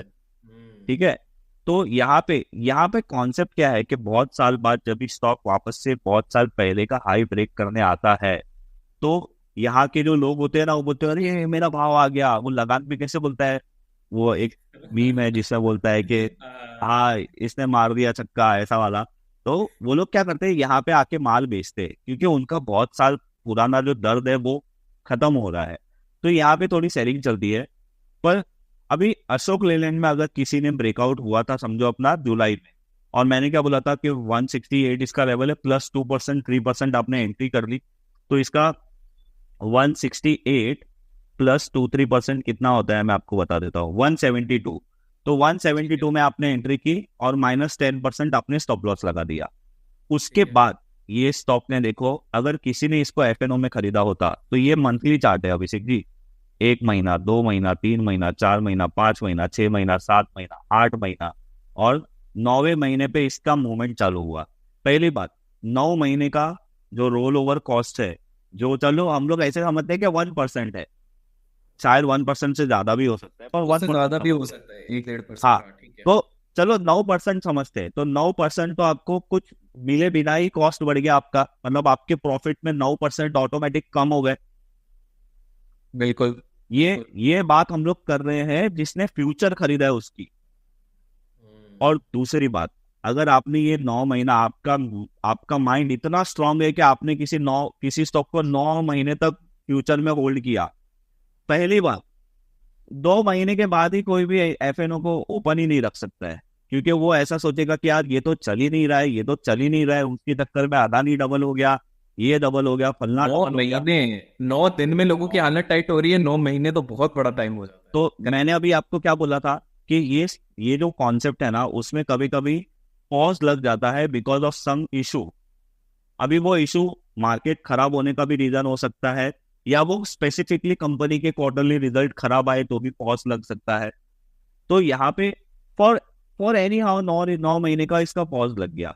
पर अभी आप ये देखो कि उसके बाद पिछले 3 महीने में ये स्टॉक ने, अगर आप देखोगे तो 3 महीने में इसने 46% का रिटर्न दिया है। तो 9 + 3 कितने हो गए, 12 ऑलमोस्ट साल भर। साल भर में 46% रिटर्न दिया है, अगर आप ऐसे कैलकुलेट करो तो। अशोक लेलैंड एक लार्ज कैप स्टॉक है वैसे, which is anyways beaten the benchmarks, तो तो ऑब्वियसली। तो मेरा बोलने का मतलब ये है कि इसने 9 महीने का रिटर्न ही 3 महीने में दे दिया। तो कभी कभी ऐसा होता है। तो ये मैं ऑडियंस को बता दूं, ऑडियंस हाँ, को इधर सॉरी मैं आपको टोक रहा हूँ। पहली बात कि अगर आपने एफएनओ खरीदा, फ्यूचर खरीदा होता तो आप तो रुक ही नहीं पाते, और 9% का कॉस्ट आपका और बढ़ जाता है। जो 9% तो मिनिमम मार रहे हैं, शायद ये 15% भी हो सकता है रोल ओवर कॉस्ट। अगर आपने ऑप्शन खरीदा होता तो अभिषेक जी, मैं वही बोल रहा था, कोई बंदा बोलता है कि विजय भाई ने बताया अब लेते हैं, ये तो 15 गुना बना के निकलेंगे ऑप्शन बाइंग करके। अच्छा, इसका रेंज कैलकुलेशन के हिसाब से टारगेट आ रहा है 300। बहुत सारे लोग तो 290 का या 250 का ही हर महीने कॉल खरीद रहे हैं। अब तक तो अकाउंट ही नहीं बचा होगा ये लास्ट 3 महीने तक का, तो खत्म। तो आपने विजय ठक्कर को 4 गाली दी होती और आपने बोला रहता पागल है। पर देखो मैं ये जो चीज सिखा रहा हूँ वो इक्विटी के लिए बहुत अच्छा है। बिल्कुल। एफएनओ में आप कर सकते हो, फ्यूचर्स में आप कर सकते हो, पर उसके लिए आपको कैश में पहले प्रैक्टिस करना पड़ेगा 3-4 साल। नहीं, सही बोल रहे हो आप। एक इंटरेस्टिंग चीज मैं नोटिस कर रहा हूँ विजय भाई, आपने स्टार्टिंग में बोला जब हम क्वेश्चंस पूछ रहे थे कि मैं पीवीटी यूज कर रहा हूँ, वी का तो कहीं हम यूज ही नहीं कर रहे, ये तो बिना वी के यूज हो जा रहा है, वी पर अभी तक हमने वॉल्यूम ही नहीं दिखाया है। तो आप बिना वॉल्यूम के इतना कुछ कर ले रहे हैं, वाओ। हाँ, नहीं वॉल्यूम का देखो, जैसे आप, मैं ऑब्वियसली ये बहुत ही वाहियात सवाल है, पर मैं आपको पूछता हूँ, आप मंदिर गए हो? बिल्कुल गए। तो वहां पे आप मंदिर क्यों जाते हो? किसका दर्शन करने जाते हो? भगवान के। मैंने बोला ना, बहुत ही वाहियात सवाल है। पर वहां पे और एक जन होता है, और एक जन होता है वहां पे जो टीका लगाता है, पंडित जी। पुजारी। पुजारी, तो हाँ। मेन हमारा इंटेंशन क्या होता है कि भगवान के सामने हाथ जोड़े और भगवान को बोले कि भाई हमें कुछ अच्छा करे, हमारी लाइफ में कुछ दी दो। एग्जाम्पल दिया है। पर हाँ, पर टीका लगाता है पुजारी। तो बिल्कुल। वो पुजारी अपना क्या होता है कि भाई, अच्छा मैं बोलूंगा, अरे अभिषेक भाई आप मंदिर गए थे क्या आज? मेरे को कैसे पता चला मंदिर गए थे? क्योंकि आपके अंदर में टीका है। तो वो करेक्ट, टीका करेक्ट। लगाता है पुजारी, जो अपने ये केस में वॉल्यूम है। वाह, वाह। तो ओके, वॉल्यूम वॉल्यूम हमारा एक सेकेंडरी कंफर्मेशन है, ओके। जो हम लोगों को थोड़ा सा कॉन्फिडेंस देता है कि हाँ, ये स्टॉक में वॉल्यूम हुआ है तो हम लोग इसको थोड़ा और सीरियस ले सकते हैं। तो अभी हम लोग वॉल्यूम को निकालते हैं बाहर, ठीक है। अच्छा, ठीक दूसरी है। बात, जितना बड़ा स्टॉक रहेगा ना, लार्ज कैप स्टॉक रहेगा, उसमें उतना वॉल्यूम का कंफर्मेशन आपको कम मिलेगा, क्योंकि वो लार्ज कैप स्टॉक्स में वॉल्यूम तो हमेशा नॉर्मली होते ही रहते हैं। ठीक है। बट मिड ठीक। कैप और स्मॉल कैप में आपको वॉल्यूम का जो इंडिकेटर है ना, वो थोड़ा ज्यादा हेल्प करेगा, क्योंकि वहां पे आपको टिक बड़ी दिखेगी। तो अभी मैं आपके साथ एक लेटेस्ट एग्जांपल शेयर करता हूँ, जो है ये अपना लार्सन एंड टोब्रो फाइनेंस का। आप बिलीव नहीं करोगे, ये मेरे भी रडार पे, बट ठीक है, अब आपसे भी देखते हैं क्या अभी कॉन्फिगरेशन है। अभी देखो यहाँ पे एक और चीज आप ध्यान में रखो कि ये स्टॉक का जो ऑल टाइम हाई था वो था 199, अरे 198.90, और वो बना था 2017 में। बिल्कुल। बट यहाँ पे और एक हाई है जो 2018 का है, और ये दोनों में अगर अपन डिफरेंस कैलकुलेट करेंगे ना, यहाँ से यहाँ तक का, तो ये वैसे डिफरेंस तो सिर्फ 12-13% का है, पर मैंने दोनों को मार्क करके रखा है। विजय भाई, एक सवाल है मेरा इधर। टेक्निकली जो आपने समझाया है उसके हिसाब से तो ये जो 12% ऊपर वाला चीज है वो ब्रेकआउट के बाद चलो, हमको इसको तो कंसिडर करना चाहिए, हम करेक्ट? लोग उसको हटा, हम लोग इसको हटा ही देते हैं ना, चलो मैंने हटा दिया इसको। पर ठीक है, चलिए, ठीक पर है। अगर आपको 10-12% का एक एंट्री थोड़ा अर्ली करना है, तो आप यहाँ पे कर सकते हो, क्योंकि यहाँ पे भी बेस बना था और बाद में यहाँ से और गिरा था। तो ठीक है। आप अभी ऐसे केस में नॉर्मल आदमी क्या कर सकता है कि भाई पहले 100 शेयर इधर ले ले, फिर 100 शेयर ऊपर ले ले, पिरामिडिंग। ठीक है। ठीक है। अभी यहाँ पे देखो मैंने इसको क्यों ऐसे किया है, क्योंकि यहाँ पे वो जो लॉजिक है ना, वो बैठ रहा है। 2017 के बाद ये स्टॉक का जो लो बना था, अगेन कोविड में ही बना था, क्योंकि कोविड में ही बहुत सारे स्टॉक्स के लो बने थे। उसके बाद ये स्टॉक 2024 फरवरी में इसने अटेम्प्ट किया। अभी वापस यहाँ पे देखो क्या हुआ। जिसने 2017 में लिया था वो बोला, अरे भाई मेरा भाव आ गया स्टॉक का। किसी दोस्त ने फोन किया, अरे दोस्त, अपन ने जो वो स्टॉक लिया था ना, उसका भाव आ गया वापस से, निकल। चलो बेचते हैं। ब्रोकर को फोन करते हैं या लॉगिन करते, पता चला उनका पासवर्ड ही खराब हो गया, क्योंकि उन्होंने कभी लॉगिन ही नहीं किया है। तो उन्होंने पासवर्ड रीसेट करके बेचा अपना शेयर। तो यहाँ पे ये स्टॉक में अभी आप देखो 1, 2, 3, 4, 5 और 6, मतलब ये स्टॉक में 6 महीने से यहाँ पे कंसोलिडेशन हो रहा था।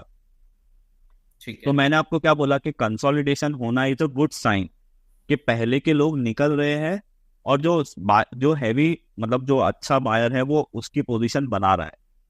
ठीक है। अब यहाँ पे आप देखो, ये मंथली चार्ट में आपको वॉल्यूम का जो कैंडल है वो इतना स्ट्रांगली नहीं दिखेगा, पर आप अगर एक स्लाइडली वीकली टाइम फ्रेम पे जाते हो तो आपको यहाँ पे दिखेगा कि ये कैंडल ने एक बहुत ही स्ट्रांग ब्रेकआउट किया है। अभी मैं स्ट्रांग ब्रेकआउट क्यों बोल रहा हूँ, क्योंकि 176 पे इसका ब्रेकआउट लेवल था, और ये क्लोज हुआ है 182 पे, मतलब आधा ये ब्रेकआउट के ऊपर है और ऑलमोस्ट आधा ब्रेकआउट के नीचे है। तो इसको हम लोग स्ट्रांग कंसिडर कर सकते हैं। और यहाँ पे देखो कंपेरेटिवली वॉल्यूम भी इसमें ज्यादा हुआ है। अगर आप, मैं किससे कंपेयर कर रहा हूँ वॉल्यूम ज्यादा हुआ है, तो मैं पहले के वॉल्यूम्स को देख रहा हूँ। करेक्ट। आपको समझा ये चीज कि मैं पहले के वॉल्यूम्स देख रहा हूँ कि पहले इसके वॉल्यूम्स कितने होते थे। अगर आपको नंबर देखना है तो आप वॉल्यूम बार पे आपका कर्सर रखो। आपको यहाँ पे देखो, यहाँ पे ना वॉल्यूम लिखा हुआ है, तो यहाँ पे देखो मैंने रखा, अभी यहाँ पे कितना वॉल्यूम हुआ है ये कैंडल में, 113 मिलियन, करेक्ट। है ना। अभी हम देखेंगे कि इतना वॉल्यूम इसमें पहले कब हुआ था, तो ये कैंडल मुझे दिख रहा है जिसमें हुआ था 119 मिलियन, और वो था 2023 जुलाई में। और अगर आप देखोगे तो मतलब एक बार कोविड में हुआ था 300 मिलियन वॉल्यूम, वो तो आउटलायर इवेंट हो गया। मतलब ठीक है। वो किसी म्यूचुअल फंड ने या किसी बड़े आदमी ने खरीदा होगा जो हमने को पता नहीं है। तो मेरा बोलने का ये मतलब है कि अगर 90 रुपए में 300 मिलियन वॉल्यूम हुआ था, और अभी जाके 180 में वापस से 100 मिलियन के ऊपर का कैंडल बना है वॉल्यूम का, तो कोई तो यहाँ पे खरीद रहा है ना। तो और पुजारी का टीका। खरीदने के साथ साथ ये प्राइस ऊपर भी गया है, इसीलिए मैं बोल रहा हूँ कि ये बाइंग वॉल्यूम है, क्योंकि प्राइस ऊपर गया है। तो यहाँ पे अपन अपना ट्रेड पहले कैलकुलेट करते हैं कि अगर, अच्छा अभी इसका एक ब्रेकआउट तो 176 पे हुआ है, दूसरा ब्रेकआउट इसका होगा जो मेन ब्रेकआउट है वो 199 के ऊपर होगा। करेक्ट। तो इसका आने वाले टाइम में जो हम लोग ऐसे मान के चलते हैं कि 1 साल का पीरियड लगाते हैं, अभी आगे आप इसे ये दूसरा स्टॉक है, अपने व्यूअर्स को बोलना जब भी इसका टारगेट आए तो अपने को वहां पे कमेंट करे। बिल्कुल बिल्कुल बिल्कुल बिल्कुल करेंगे। इसका टारगेट जो बन रहा है वो बनता है 350 रुपीज। अगर मैं अभी के प्राइस से कैलकुलेट करूं अपसाइड में, ये बनता है 92%। ओके। अभी अगर किसी को फंडामेंटल्स के बारे में ज्यादा नॉलेज है तो मैं उसको बोलूंगा कि आप इसके फंडामेंटल्स को चेक करो, डबल कंफर्मेशन हो जाएगा। लेकिन अब मैं अगर बहुत ज्यादा डिसिप्लिन स्टूडेंट हूं तो मैं अभी भी इसको इसलिए एंटर नहीं करूंगा क्योंकि मंथली कैंडल अभी पूरी फॉर्म नहीं हुई है। नहीं, हम जब रिकॉर्ड किया एंट्री का मैंने एंट्री का क्या, अच्छा वो वाला कंडीशन है ही नहीं। ओके। क्योंकि अभी देखो मैंने एक ट्रेड मिस किया था फोर्स मोटर में, ये कैंडल क्लोजिंग के चक्कर में। अगर मैं कैंडल क्लोजिंग का बात करता तो ये कैंडल, अच्छा इसका एंट्री है ना फोर्स मोटर का लॉजिक देखो, ये फोर्स मोटर का 2016 में हाई था विच इज 4840।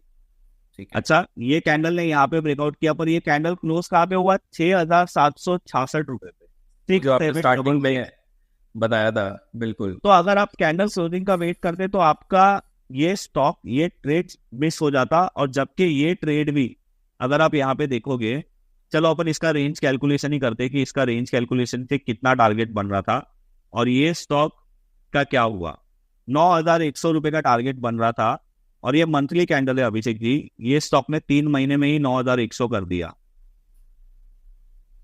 और इसका एक्चुअल रिटर्न कितना हो रहा था 9100 तक, 90% 3 महीने में, फोर्स मोटर। और एक एग्जांपल देता हूं, अभी ये नाटको फार्मा है। अभी अभिषेक जी आप मेरे को बताओ, थोड़ा सा डिफिकल्ट है क्योंकि अभी तक ये चीज मैंने बताई नहीं है, पर मैं सोच रहा हूँ आप बता ही दोगे मुझे। पहले तो मेरे को ये बताओ कि इसका ऑल टाइम हाई बहुत साल पहले किधर था। बहुत साल पहले तो 2017-18 पे था, बट फिर उसके बाद इधर रहा, इधर था। तो पहले अपन इसको मार्क करते हैं, चलो मार्क कर दिया। ठीक है। फिर मैंने क्या बोला था कि अगर कोई स्टॉक बहुत साल बाद अपना ब्रेक करता है और वो बाद में वापस नीचे गिर जाता है, मतलब हमारे केस में तो हम 10% का ही जगह दे रहे हैं, तो ये केस में देखो ये अपने ब्रेकआउट लेवल से 10% कभी हुआ था। एक मिनट में मैग्नेट ऑफ कर देता हूँ। ये अपने ब्रेकआउट लेवल से 10% इधर ही हो गया था, मतलब इसने ब्रेकआउट किया था 1090 में, और ये नीचे में 982 में अगर हमने खरीदा होता वो समय पे 2021 में, तो हम निकल ही जाते इसमें लॉस बुक करके। बिल्कुल राइट।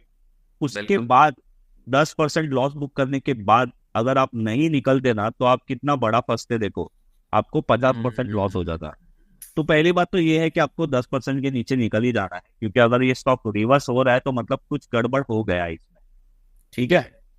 पर अभी क्या हो रहा है ये स्टॉक में अभिषेक जी, अब इसने दिया है ब्रेकआउट कैंडल, तो मोटा तगड़ा वाला हो गया, राइट। अभी देखो, अभी इसका हम लोग एक बार ये ब्रेकआउट के बाद जो इसने हाई मारा था, जो फेल हो गया था, हम लोग उसको भी मार्क कर लेते हैं, तो वो है 1189। अब करेक्ट। अभी हमारे लिए कंसीडर तो हम 1092 को ही करेंगे, जो बेसिकली 2017 का हाई था। करेक्ट। पर ये स्टॉक अपने को और एक अच्छी कंफर्मेशन क्या बता रहा है कि 2017 में, जब 2021 में जो इसने ब्रेकआउट किया था और फेल हो गया था, ये उसको भी क्रॉस कर रहा है। करेक्ट। राइट, मतलब ये स्टॉक के अंदर कुछ अच्छा हो रहा है। और अभी अगर आप 2017 से 2024 का अभी तक का टाइम कैलकुलेट करोगे तो ये कितना साल हो जाता है, 6-7 साल हो जाता है। करेक्ट, बिल्कुल। तो ये स्टॉक में भी एक अच्छी मोमेंटम बन रही है। मैं इस पे ऐड करूंगा ये वाला एक स्टॉक जो नाटको फार्मा बोल रहे हो, फंडामेंटल मैंने देखा नहीं है बट शायद अच्छे होंगे। रीजन ये है क्योंकि एक म्यूचुअल फंड वाले ने मेरे को करीब 2023 के आसपास बोला था कि वी आर, हमारा फंड हाउस शायद कुछ कुछ उस हिसाब से। देखो, अब इस फंडामेंटल्स की अगर बात करें, मैंने नाटको फार्मा का जितना मुझे आता है मैं आपको बताता हूँ। मेरे जैसे नॉर्मल आदमी को जिसको फंडामेंटल्स की ज्यादा नॉलेज नहीं है, पहले तो वो मार्केट कैप देखेगा, तो मार्केट कैप 21,000 करोड़ है। मतलब इसको छोटा ही माना जा सकता है, बड़ा नहीं माना जा सकता। राइट। अगर मैं इसका प्राइस टू अर्निंग देखूं तो वो 15 है, पर इसका इंडस्ट्री पी देखूं तो वो 33 है। ठीक है। तो अभी भी ये इंडस्ट्री पी से फेयरली वैल्यूड आप बोल सकते हो। पर अभी अपन इसका एक एक नॉर्मल आदमी क्या देखता है, प्रॉफिट एंड लॉस देखता है।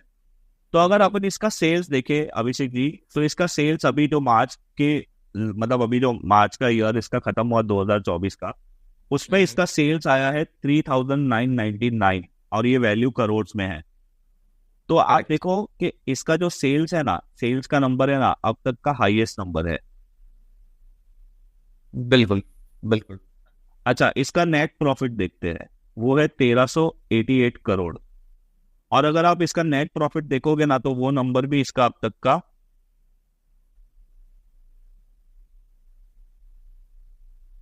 हाईएस्ट है ना। बिल्कुल बिल्कुल। तो ये एक चीज यहाँ पे अच्छी बन रही है कि इसका सेल्स भी ऑल टाइम हाई पे है, इसका प्रॉफिट भी ऑल टाइम हाई पे है, और इसका प्राइस भी ऑल टाइम हाई पे है।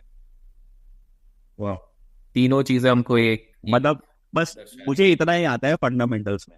अभी अच्छा, तक तो एक मैंने बार आप ये जितना ही चार्ट खोलिए वापस, नाटको का एक बार चार्ट खोलिए। मेरा एक सवाल था, हमने जो नाटको का देखा था, पहला कंसोलिडेशन हुआ, एक ब्रेकआउट हुआ और एक फेलियर हुआ, हमारा 10% वाला स्टॉप लॉस कट गया।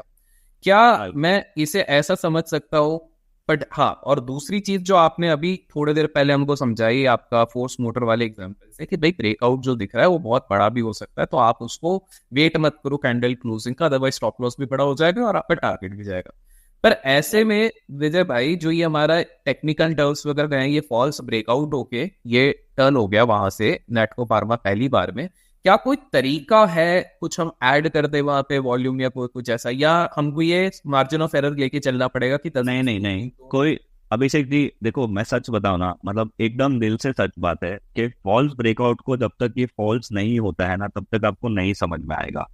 और ये हमारे मेथड में ये एक ड्रॉबैक है जो मैं लेके चलता हूँ। पर मैं अगेन यही बोलता हूँ कि हम लोग, मैं स्टॉक मार्केट में मैं क्या कोशिश कर रहा हूँ कि कौन सी ऐसी मेथड है जिसकी प्रोबेबिलिटी एटलीस्ट 60% से ज्यादा है, और कौन सी ऐसी मेथड है। तो मेरी ये जो मेथड है ना, मेरे एक्सपीरियंस से इसकी प्रोबेबिलिटी 70% से ज्यादा है। ओके। और मुझे एक चीज बताइए, आपने थोड़ी देर पहले फंडामेंटल्स दिखाए थोड़े बहुत हल्का फुल्का, जो जितना आपको पता है, फंडामेंटल्स क्या सही में बहुत ज्यादा इंपॉर्टेंट होंगे? जैसे कुछ हमारे व्यूअर्स होंगे जो देख रहे होंगे, बोले यार हमें नहीं आता, हमको ये क्या है सेल्स वेल्स कुछ नहीं आता, तो हमको ये तो मत देखो, कोई इंपॉर्टेंट नहीं है। पर मैंने फंडामेंटल देखो, मैंने अभी फंडामेंटल्स के बारे में सीखना शुरू किया है अभिषेक जी, और मैं आपको ये बोलने में मुझे जरा भी शर्म नहीं आएगी कि मुझे ये कंप्लीट सीखने के लिए शायद 5-6 साल भी लगे, क्योंकि फंडामेंटल्स के अंदर बहुत सारी चीजें होती है जो शायद सीखने के लिए पूरी जिंदगी भी चली जाती है लोगों की। तो मैं तो अभी सीख रहा हूँ। पर मैं आपके व्यूअर्स को ये बोलना चाहता हूँ कि जैसे मैंने आपको क्या बोला था कि पहले आप एक मेथड में मास्टर बनिए, आप एक बार वो मेथड में मास्टर बन गए, फिर आप दूसरी चीज सीखने में आगे बढ़िए। अब मुझे मुझे ये सीखने की जरूरत क्यों पड़ी, आपका सवाल ये होना चाहिए। तो मेरे को ये सीखने की जरूरत इसलिए पड़ी, एक कुछ ऐसे ट्रेड थे ना अभिषेक जी, जो पिछले कुछ सालों में मेरे पास आए, और उसके बाद वो ट्रेड मेरे लाइफ के एक लेसन बन गए। जैसे एक अभी आप जो देख रहे हो, ये क्या है, ABB India, right Abhishek ji. अभी एबीबी इंडिया का ट्रेड देखो क्या था, ये मैं एक बार के लिए ये हटा देता हूँ। अगर आप एबीबी इंडिया को देखोगे ना, 2008 का इसका हाई था। मैंने अभी फंडामेंटल सीखना क्यों शुरू किया है उसका मैं आपको जवाब दे रहा हूँ। 2008 का इसका हाई था 1613 रुपया, राइट? आपको दिख रहा है अभिषेक जी यहाँ पे? बिल्कुल बिल्कुल दिख रहा है। राइट। और इसने ब्रेक किया 2021 में, बराबर। कितने साल का हो गया ये कंसोलिडेशन, 2008 और 2021? मेरा तो मैथ्स बहुत खराब है। 2008 से 13.5 साल पकड़िए, 13 साल के तेरह ऊपर। तेरह 14 साल, 13-14 साल, 13-14 साल, राइट। 13-14 साल। अभी एज पर हमारी एंट्री तो भाई ये 1613 के ऊपर 2% या 3% में हमने एंट्री कर ली। हम क्लोजिंग कैंडल की वेट नहीं करते, हम जैसे 2-3% ऊपर आ गया हमने एंट्री मार ली, ये एक्सपेक्टेशन पे कि अगर ये 2-3% इसके ऊपर आ गया है तो ये ऊपर ही जाने वाला है, और हमने रिस्क लगा लिया नीचे 10% का। अभी हमारा जो इसमें जो हमारा टारगेट था वो कितना था, एक्सपेक्टेशन, ये रेंज निकाली, 1200। ये हमने रेंज को ऊपर डाल दिया, ठीक है। अभी यहाँ पे मैंने देखा, अरे वाह, मेरा टारगेट तो 2900 बन रहा है। और करेक्ट। एबीबी इंडिया 2021 में आई डोंट नो कितने लोगों को पता था, मुझे भी नहीं पता था ये कंपनी के बारे में। तो ये मुझे 70% का टारगेट दे रहा था, 75% का। मैंने बोला भाई बहुत अच्छी बात है, थैंक यू, मेरे को 1:7 का ट्रेड मिल गया, करेक्ट। अभिषेक जी मैं ना यहाँ पे निकल गया क्योंकि आपका सेटअप हो गया। ओ। अब मेरे को लगा झटका, मैं हो गया पागल। अभी अगर आप इसको देखोगे ना अभिषेक जी, ये एक्चुअली वो स्टॉक था जो आपके लाइफ में बहुत कम मिलते हैं। इसने अभी तक रिटर्न दिया है 463%। मतलब आप ये भी देखो, टाइम भी देखो, 2021 और 2000, अच्छा बाय द वे आप ये मंथ को देखो, जून 2021 से लेके जून 2024, मतलब कितना हुआ ये, एग्जैक्ट 4 साल या 3 साल? 3 साल हुआ। 3 साल हो रहे हैं।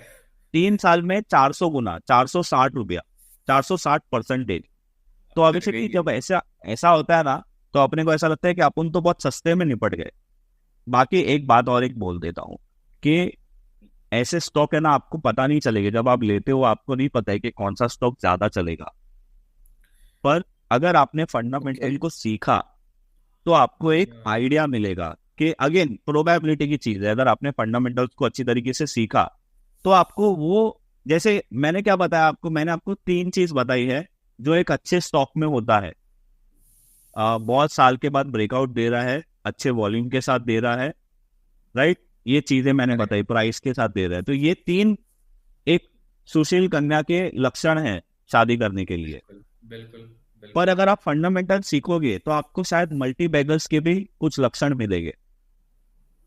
तो ये एबीबी इंडिया के फंडामेंटल्स के क्या क्या ट्रिगर थे वो टाइम पे, कि गवर्नमेंट पावर सेक्टर पे ध्यान दे रही थी, और ये स्टॉक वो पावर सेक्टर कंपनीज में थोड़ा अच्छा क्वालिटी वाला स्टॉक था, और इसका मार्केट कैप वो टाइम पे बहुत छोटा था। तो ये बहुत ही फेयरली वैल्यू, मतलब अच्छे वैल्यू पे मिल रहा था, तो बहुत सारे इन्वेस्टर ने इसको लिया और ये इतना हो गया। दूसरा एक स्टॉक था जिससे मेरे को झटका लगा था, वो था परसिस्टेंट। इसमें भी सेम हुआ, ये देखो यहाँ पे इसका ब्रेकआउट हुआ था 2020 में, 2014 का। मेरे टारगेट के हिसाब से इसका कुछ मतलब 750-800 आ रहा था, और अभी ये स्टॉक का भाव है 3700 रुपया। अच्छा एक सेकंड, मेरे को थोड़ा इसमें एक चीज पूछनी है विजय भाई। ये जो ब्रेकआउट कैंडल था, ये काइंड ऑफ इसी में ये काइंड ऑफ रेजिस्टेंस कैंडल बना, पर हमने एंट्री ले ली थी इधर, करेक्ट? हाँ, क्योंकि हमारा 10% का स्टॉप लॉस हिट नहीं हुआ था। हाँ ठीक है। और दूसरी चीज मेरे को इधर ये पूछनी थी कि एंट्री हम फिर क्या डेली कैंडल के क्लोज पे ही लेने रहे हैं? नहीं, देखो आप तो वैसे भी समझो 480 प्लस 3% जो भी प्राइस आता है, परसेंटेज वाइज के ऊपर जब भी गया है आपने तो वो तो जब भी किसी ना किसी दिन पे तो ट्रिगर करेगा ही वो।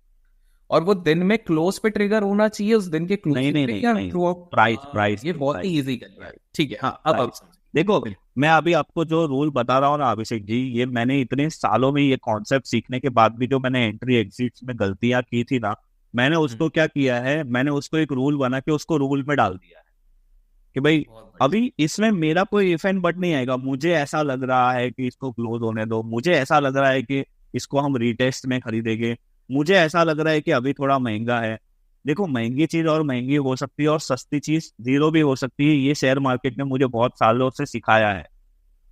Got it, got it.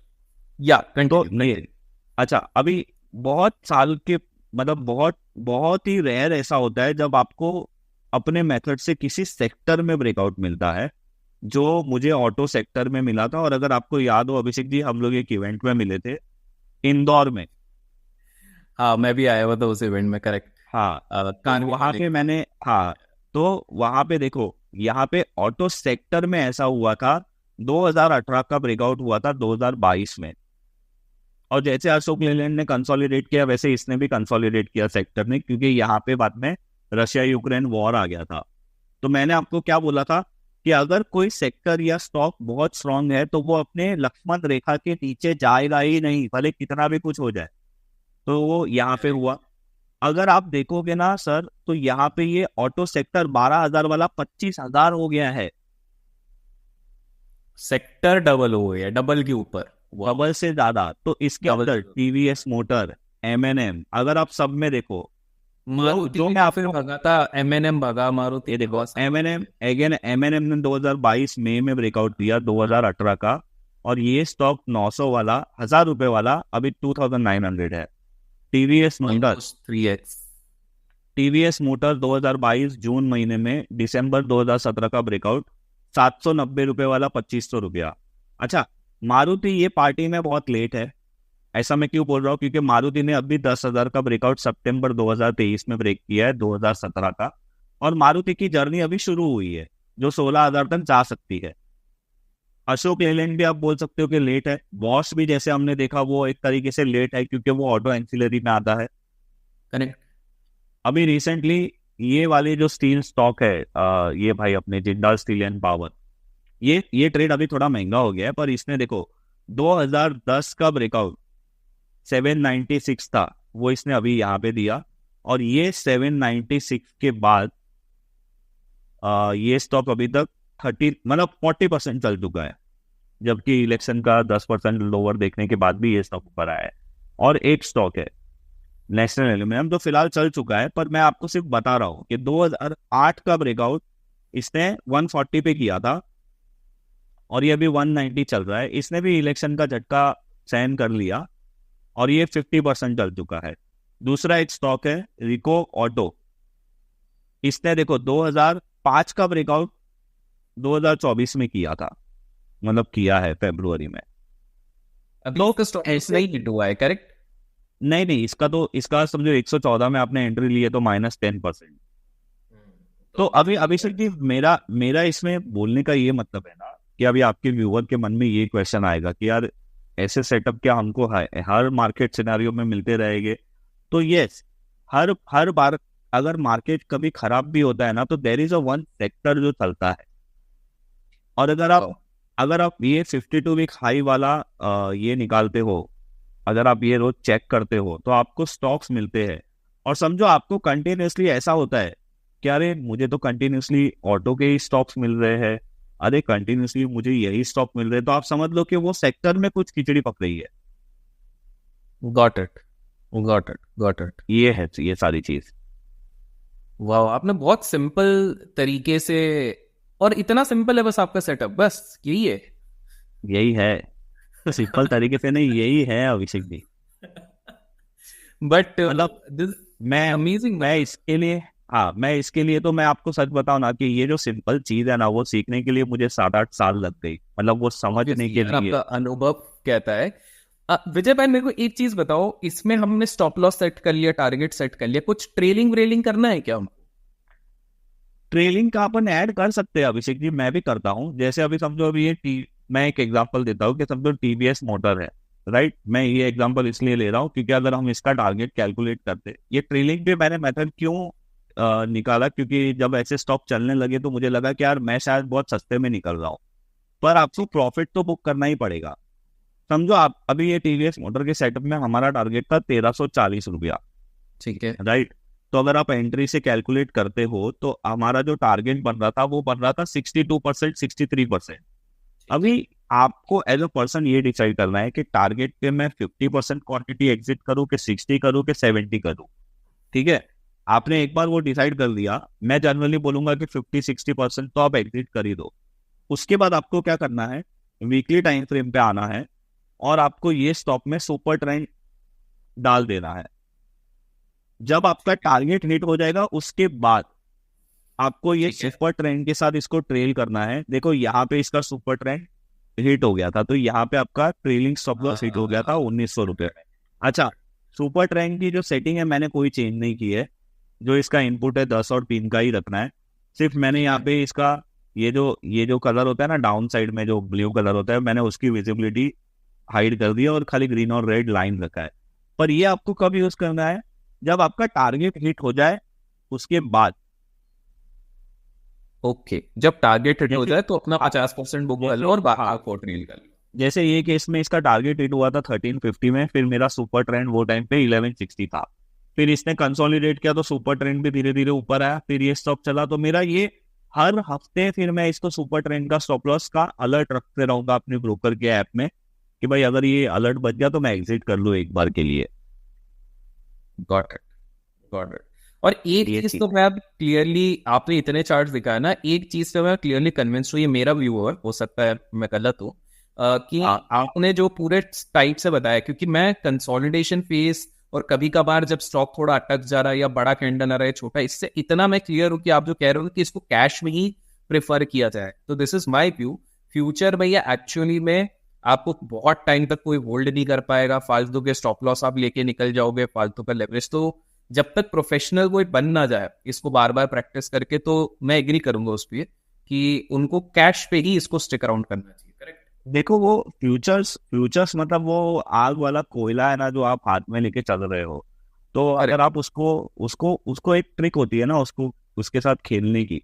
आपको मैं ऐसा नहीं बोलता हूँ कि फ्यूचर ट्रेडिंग नहीं करना चाहिए, ऑप्शन ट्रेडिंग नहीं करना चाहिए, जरूर करिए, पर उसको फायदे में कन्वर्ट करिए आपके, उसको उसको वापरना सीखिए। जैसे अभी मैं जब स्कूल में था तभी लिखते थे ना कि टेक्नोलॉजी हमारे लिए श्राप है या वरदान है।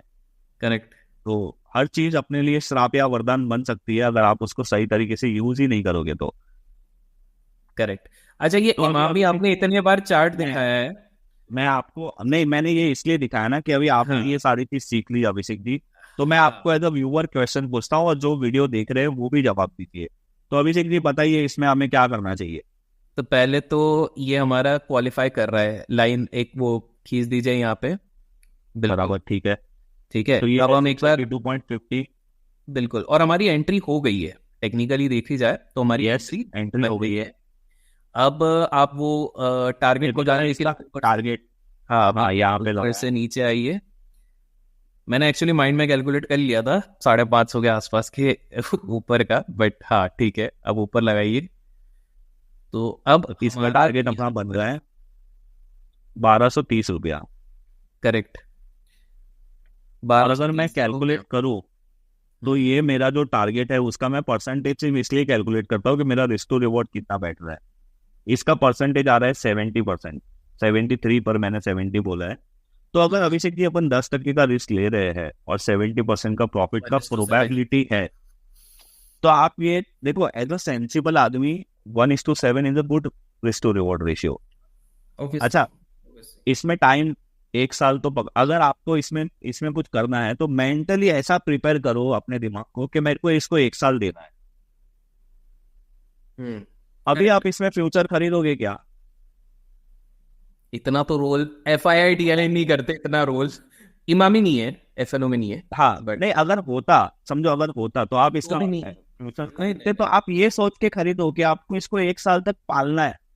क्योंकि आप अगर वही हमने कुछ एग्जांपल देखे, जैसे मारुति हो गया, ये तो अटक ही गया 8-9 महीने अगर FNO में किसी। अरे हाँ, वो अशोक लेलैंड रिसर्च वाली बात है, 9 महीना, बिल्कुल 9 महीने तो बंदा FNO ज्यादा से ज्यादा एट मैक्स जितना डिसिप्लिन है 3 महीने कर लेगा, उससे ज्यादा। अशोक लेलैंड में वो मीम हो गया था कि तेरा खून कब खोलेगा, वो है ना, बाप का दादा का सबका बदला लेगा सब चल रहे थे, अशोक लेलैंड नहीं चल रहा था। तो मेरे मन में हमेशा ये आदत है कि भाई तेरा नहीं, पर अशोक, बाय द वे आपको बता दूं, अशोक लेलैंड की आदत है जब सब चलते वो नहीं चलता है।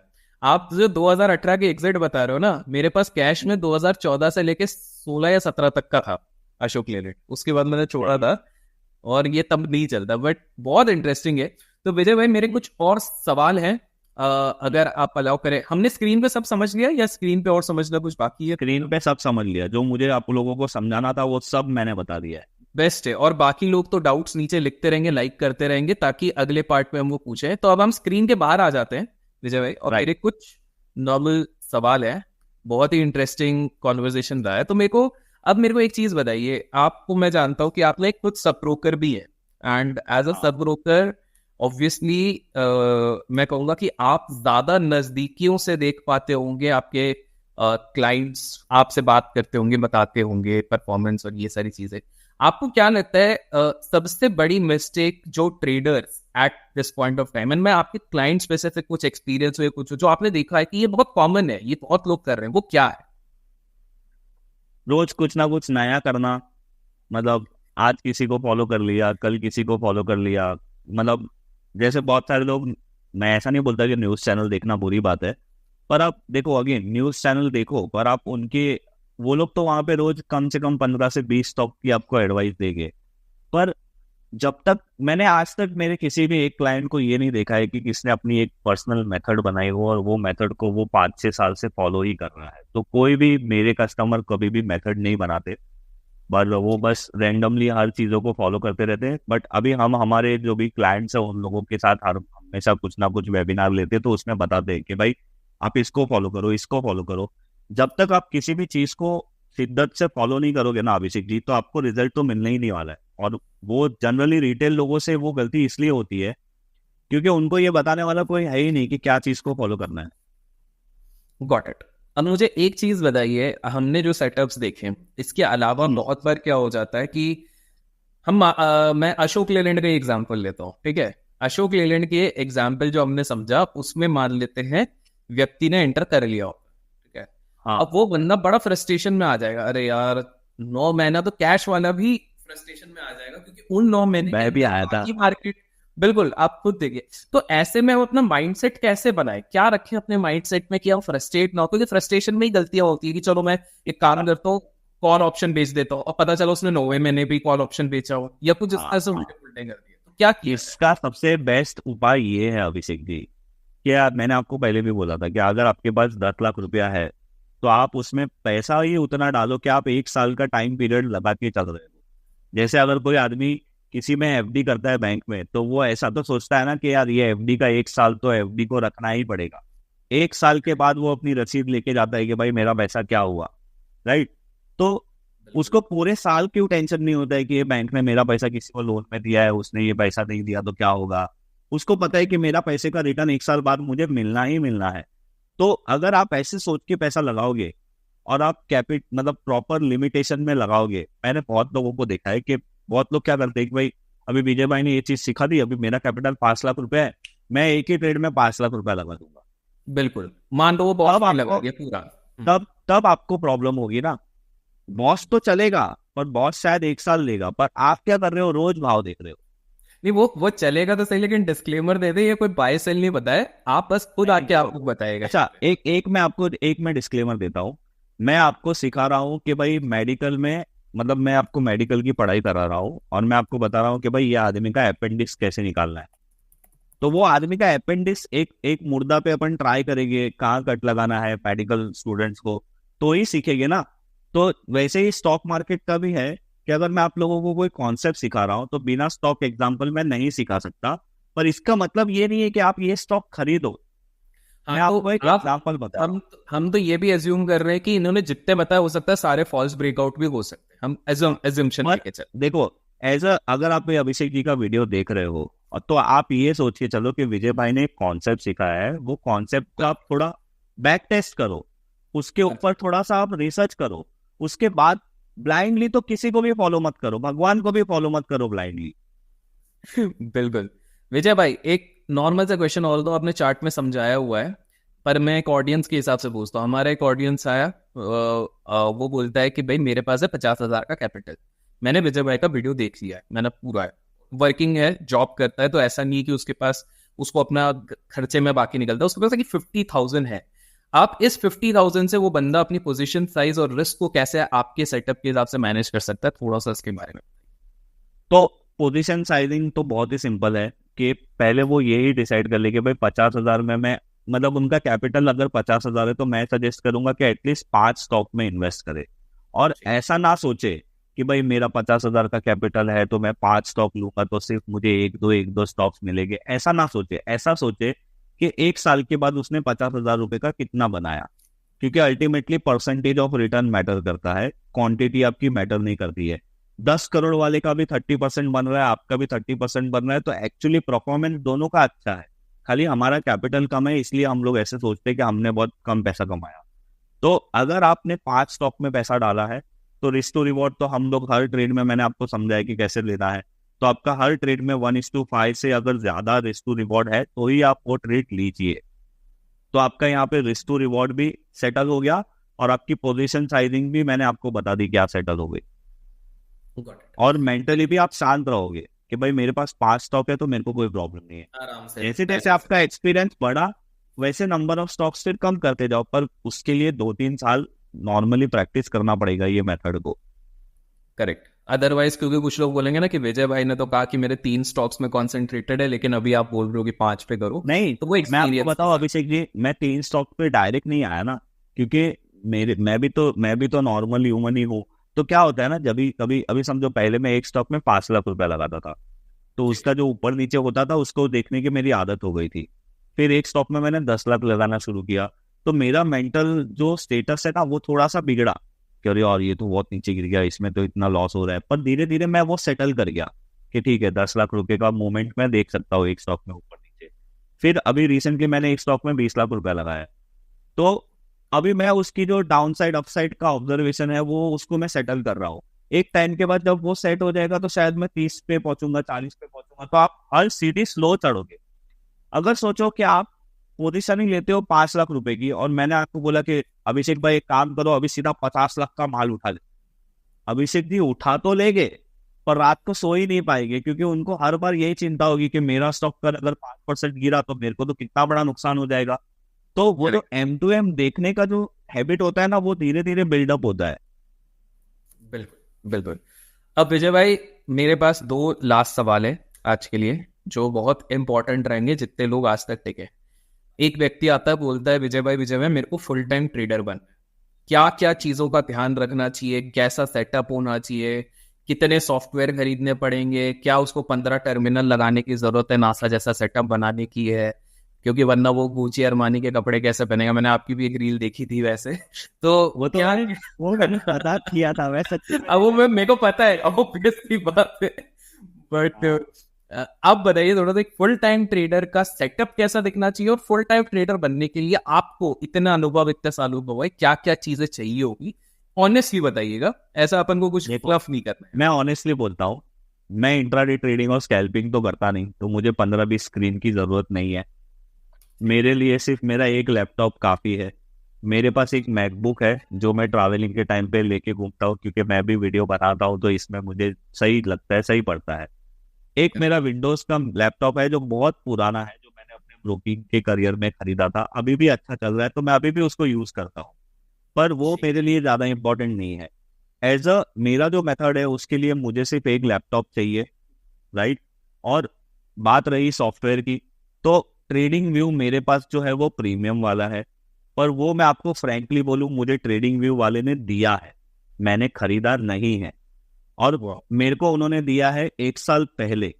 आज से इतने सालों तक मैं फ्री ही ट्रेडिंग व्यू और investing.com यूज कर रहा था, राइट। और ट्रेडिंग व्यू वाले ने मुझे बोला कि विजय भाई इसमें आप बहुत सारी चीजें कर सकते हो, पर फ्रैंकली मैं किसी भी चीज को यूज ही नहीं करता, क्योंकि मेरे लिए वो लेना देना ही नहीं है। अभी बात आई कि क्या किसी आदमी को फुल टाइम ट्रेडर बनना चाहिए। देखो मैं भी एक फुल टाइम, एक तरीके से मैं भी फुल टाइम ही काम कर रहा हूँ, पर मैं आपको एक बात बोलूंगा कि अगर आपको फुल टाइम ट्रेडर या इन्वेस्टर बनना है तो आप कैश फ्लो को जनरेट करो। उसका मतलब क्या हो गया कि आपके पास से कहीं 2-3 ऐसे सोर्स होने चाहिए जहां पे हर महीने आपके पैसे आ रहे हैं, जो ट्रेडिंग से अलग है, ओके राइट। ओके। तो उसमें क्या होगा कि एक जगह से पैसे आएंगे, आप उसको घर में डेली बेसिस के जो अपनी एक्सपेंस है उसमें आप लगाओगे।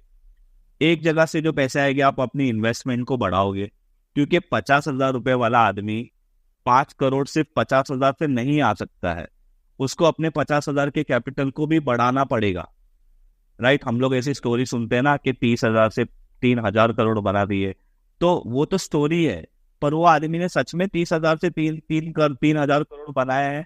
उसने भी तो कंटिन्यूसली कहीं से कैश फ्लो लिया है, डाला है, अपने कैपिटल को बड़ा किया है, रिटर्न तो बना ही है। रिटर्न तो हम भी बनाना चाहेंगे, पर हम हमारे कैपिटल में हर महीने या हर साल कुछ ना कुछ पैसे ऐड भी करना पड़ेगा, जिससे हमारा कैपिटल भी बड़ा बनते जाए। तो मैं आपको ये बोलूंगा कि अगर आपको ये मेरी स्पेसिफिकली मेथड ज्वाइन करनी, मतलब फोकस करनी है या प्रैक्टिस करनी है, तो उसके लिए आप लोगों को कोई पूरे दिन भर स्क्रीन पे बैठने की जरूरत तो नहीं है, राइट। आपको दिन में आधा घंटा प्रैक्टिस करना पड़ेगा। उसके लिए आप ऑफिस के बाद भी कर सकते हो। आप अपने ऑफिस का काम कंटिन्यू रखो, वहां से आपका एक कैश फ्लो आ रहा है, वहां से आपकी एक सैलरी आ रही है, तो आप वो सैलरी को बंद मत करिए, वो बहुत इंपॉर्टेंट है। जिससे आप, अगर आपका ट्रेड ने 9 महीना या 1 साल ले भी लिया ना, तो आपको इजीली होल्ड कर सकते हो आप उसको। दूसरी बात कि मैं तो आपको ये बोलूंगा कि आप अपनी स्किल को बढ़ाइए और उससे आप दूसरी कैश फ्लो भी जनरेट करिए। जैसे हम लोग सुनते हैं कि मल्टीपल सोर्स ऑफ इनकम होनी चाहिए, तो सच में होनी चाहिए। कोई उसमें बुरी बात नहीं है कि अगर आपकी 3-4 सोर्स ऑफ इनकम है, तो वो आपको हेल्प ही करने वाली है, वो कहीं भी आपको प्रॉब्लम नहीं देने वाली है। तो अगर आपको फुल टाइम ट्रेडर बनना है, तो आप अपना multiple source of income generate करिए। अभी आप अगर ये बोलोगे कि विजय भाई मैं कैसे multiple source of income generate करूं, तो अगर आप एक सॉफ्टवेयर इंजीनियर हो, तो आप अपना जॉब तो कर ही रहे हो, पर आप साइड में संडे या सैटरडे को या दिन में 1 घंटा आप दूसरा साइड में पार्ट टाइम फ्रीलांसिंग भी किसी के लिए कर सकते हो, जिससे आपकी अगेन सेम फील्ड से पर 2 इनकम जनरेट हो जाए। तो ये मेरे को ऐसा लगता है वो जरूरी है। और वो नासा वाला सेटअप सच में जरूरी नहीं होता है, वो सिर्फ शो ऑफ होता है। अगर आपको कोई वो बता रहा है ना, तो भाई बुरा मत तो वो मानना, नाट अगर रहा किसी का नासा वाला है तो वो आपको मतलब, आप सोचो, आप अगर मेरे को, अगर आप अभिषेक जी कभी मेरे ऑफिस में आओगे ना, तो आप बोले क्या विजय जी कितना बोरिंग ऑफिस है तेरा, कुछ भी नहीं है तेरे ऑफिस में, ये लैपटॉप के सामने तू बैठा रहता है, ऐसा। अपन हर बार खाने के लिए जाते हैं, अगले बार आपके ऑफिस का प्लान करेंगे। पक्का पक्का अभिषेक जी। ऑफिस के बाद खाने का, खाना तो जरूरी है। तो अब मेरा एक लास्ट क्वेश्चन है जो बहुत सारे ऑडियंस के दिमाग में भी आ रहा होगा। हम कैश ट्रेडिंग करते हैं, कैश ट्रेडिंग में क्या हेजिंग जरूरी होता है? मैं तो नहीं करता अभिषेक जी हेजिंग। मेरा हेजिंग क्या है कि आप आधी चीजें तो कर ही नहीं रहे हो यार, बहुत नहीं, सिंपल सेटअप है मैं आपको एक बात बताता हूँ अभिषेक जी, हेजिंग करने का भी कॉस्ट होता है। मतलब आप अगर हेजिंग करना चाहते हो, जैसे समझो मैंने अशोक लेलैंड लिया फॉर एग्जांपल, तो अशोक लेलैंड का हर महीने अगर मैं पुट खरीदूंगा सेम वैल्यू का, जो मेरी बाइंग वैल्यू रहेगी, समझो अशोक लेलैंड मेरा ट्रेड राइट जा रहा है या 9 महीना उसने कुछ नहीं किया, तो एक तो इक्विटी में मुझे 9 महीने में कोई रिटर्न नहीं मिल रहा है, प्लस में ऑप्शन में 9 महीने हर बार उसका कॉस्टिंग देते जा रहा हूँ, प्रीमियम का कॉस्ट बढ़ते जा रहा हूँ। तो मेरे जैसा इन्वेस्टर क्या सोचता है कि भाई मेरे को हेजिंग नहीं करना है। अगर मेरे को बहुत ज्यादा डर लग रहा है कि भाई मार्केट बहुत ज्यादा खराब होने वाला है, तो मैं ज्यादा से ज्यादा क्या करूंगा, अशोक लेलैंड की पोजीशन कम कर दूंगा, कि थोड़ा कैश अपने जेब में पड़ा रहे कि अगर मार्केट ज्यादा गिरे तो कभी काम आए मुझे। पर अगर अदरवाइज तो मेरा 10% का रिस्क तो मैंने लिया ही है ना वो ट्रेड में, वही मेरा मैक्सिमम रिस्क है, उससे ज्यादा तो मैं उसको जाने नहीं दूंगा। हाँ, और अगर समझो ऐसा हो गया कि कोविड के जैसा हो गया और वो खुला ही 20% नीचे, तो वो तो आप कभी रोक ही नहीं सकते, वो चीज को तो आप कभी रोक ही नहीं सकते। बिल्कुल। तो विजय भाई, बहुत ही वंडरफुल कॉन्वर्सेशन रहा है तो मेरे पास बहुत सारे और सवाल, लेकिन मैं अगले पार्ट के लिए भी बहुत सारे सवाल रखना चाहूंगा। सो विजय भाई, बहुत सिंपल सेटअप रहा है, और एक चीज समझ में आई है कि आपके सेटअप में अगर किसी के पास पेशेंस है और डिसिप्लिन अगर उन्होंने बिल्डअप कर ली, तो देर इज नो डाउट, क्योंकि हमने लाइव काफी एग्जांपल्स देखे जहां पर स्टॉक्स ने साल साल भर के अंदर, कुछ ने तो 2-3 महीने, बट हम थोड़ा रियलिस्टिक बात करते हैं, साल साल भर में एटलीस्ट 50% तक का रिटर्न दिया है। तो अगर मैं टेक्निकल वे में देखूं तो म्यूचुअल फंड को भी बीट करा है, काफी सारी चीजों को बीट किया है। तो बिना लेवरेज के भी ये पॉसिबल है। ये बहुत जरूरी है, क्योंकि दुनिया भर में वही चलता है ना कि आप सिर्फ डेरिवेटिव्स करो तो ही आप 50% या 30% करेंगे। आप कुछ डेरिवेटिव्स के साथ स्ट्रेस भी तो आता है ना अभिषेक जी। अगर आप लीवरेज ले रहे हो, तो मतलब स्ट्रेस भी तो आ रहा है ना। देखो, अगर मेरे को कोई बोलेगा कि भाई 50% रिटर्न तुझे मैं देता हूँ विद स्ट्रेस, और कोई मुझे बोलेगा 30% विदाउट स्ट्रेस, तो मैं सच में बोलूं, मैं वैसा आदमी हूँ कि मैं 30% रिटर्न लूंगा विदाउट स्ट्रेस, क्योंकि इनफैक्ट मुझे, इनफैक्ट ये आपने बिल्कुल सही कही, बिल्कुल सही बात करी है। हाँ तो मेरा वो कॉन्सेप्ट है। पर अभी देखो, ये मेरे लिए सही है, मैं ऐसा किसी को ये नहीं बोलना चाहता कि जो मेरे लिए सही है वो आपके लिए भी सही होगा। मेरे एक दोस्त है, वो मेरे एक तरीके से ट्रेडिंग फ्रेंड है, तो वो मुझे हमेशा बोलता है कि विजय तू बहुत है ना, रिटर्न में बहुत बहुत संतुष्ट हो जाता है किसी लेवल पे। तो मैं बोला ठीक है ना, तो वो तू नहीं होता है तो तू ज्यादा कमा ले, दोस्त है तू मेरा, और क्या है उसमें। पर आपको पता है सच में अल्टीमेटली वो मेरे से 4-5% ही ज्यादा कमाता है। वो डेरिवेटिव्स कर रहे हैं। वो डेरिवेटिव भी करता है, वो हेज भी करता है, वो पुट भी लेता है, सब करता है। तो मैं आपको एक बात बताऊं, मैं अपनी वाइफ, मेरी वाइफ को मैं हमेशा ये बोलता हूँ कि अगर समझ तू जॉब पे जाती है, अभी तो वो खैर नहीं जाती, अभी वो हाउस वाइफ है, तो जब वो जॉब पे जाती थी ना, तो मैं उसको इतना बोलता था कि तू 8 8 घंटा काम पे जाती है, तो तुझे क्या लगता है कि तेरे 1 घंटे की वैल्यू कितनी है? तो तेरे को उतनी सैलरी मिलनी चाहिए। अगर तेरे को उतनी सैलरी नहीं मिल रही है ना, तो या तो तू अपनी स्किल को इम्प्रूव कर, या तो तू जॉब को चेंज कर। बिल्कुल सही। तो मैं वैसा सोचता हूँ कि मैं अगर मार्केट में इतना टाइम दे रहा हूँ तो मुझे इतना रिटर्न तो मिलना ही चाहिए। ऑब्वियसली अगर मैं ज्यादा टाइम दूंगा तो मैं ज्यादा एक्सपेक्ट करूंगा। पर आप पूरा दिन दे रहे हो और आप 1 साल के बाद सिर्फ 20% या 15% ही निकाल रहे हो, या कुछ निकाल ही नहीं रहे हो, करेक्ट। फिर बहुत सीरियस है, बहुत सीरियस है ये चीज तो। तो ये जो नोट विजय भाई ने बोली है बिल्कुल सही है, और इनफैक्ट आज ही मैंने एक रील डाली है कि थोड़ी इनडायरेक्टली, कि जिसमें राकेश जी का लास्ट रिग्रेट भी यही रहा था कि काश मैंने जो दिन भर, क्योंकि राकेश जी इन्वेस्टमेंट के साथ साथ डेरिवेटिव्स भी बहुत करते थे, बहुत लोगों को नहीं पता है, बट बहुत एक्टिव डेरिवेटिव ट्रेडर थे। और उनका जो कैश फ्लो था वो ट्रेडिंग से आता था। एब्सोल्युटली एब्सोल्युटली, लेकिन एंड में उन्होंने यही चीज कही ना कि मेरा जीवन का सबसे बड़ा रिग्रेट ये रहा कि इसके जगह अगर मैंने हेल्थ पे इन्वेस्टमेंट और थोड़ा ध्यान दिया जाता, सिर्फ इसी में स्क्रीन के सामने दिन भर बैठने से बेटर है थोड़ा वो अभी आपने मेरे को कल फोन किया था अभिषेक जी, तो कल संडे था, और मैं संडे स्ट्रिक्टली अपनी डॉटर के साथ पूरा दिन स्पेंड करता हूँ। बिल्कुल। अभी किसी को ऐसा लगता होगा कि क्या विजय, ये क्या बचकानी हरकत है, क्या संडे को आप जॉब मतलब काम नहीं करोगे? ऑब्वियसली इंपॉर्टेंट काम होगा तो करेंगे, पर मेरी कोशिश ये रहती है कि मैं मेरी डॉटर को टाइम दूं। मैं उसको रोज स्कूल में पिक करने जाता हूँ 5 बजे 6 बजे। तो मेरे लिए वो इम्पोर्टेंट है कि भाई मैं अपने काम को तो करूँ। और मैं, आप सोचो मैं ये सब कब अच्छे से कर पाऊंगा, जब मेरे पास स्ट्रेस नहीं है। जब मैंने एफएनओ में अगर 50 लॉट ले लिए, तो मैं तो घर पे जाके भी ग्लोबल मार्केट देखते रहूंगा। बिल्कुल बिल्कुल बिल्कुल। तो ऑन दैट वंडरफुल नोट विजय भाई, थैंक यू सो मच, आप आए, आपने काफी सारी थैंक यू चीजें सर। सिखाई। एंड गाइस, अगर आपको वीडियो पसंद आया, लाइक कीजिए, शेयर कीजिए। विजय भाई के यूट्यूब का लिंक मैं डिस्क्रिप्शन में डालूंगा, जाके चेकआउट जरूर कीजिए। एंड उनके उसमें जो वो पॉडकास्ट सीरीज चलाते हैं, क्योंकि वो मैं खुद, मेरे को काफी पसंद है, वो भी जाके आप लोग थोड़ा कंज्यूम कीजिए। तो thank you so much Vijay भाई, thank you for coming. Thank you Abhishek ji, thank you very much.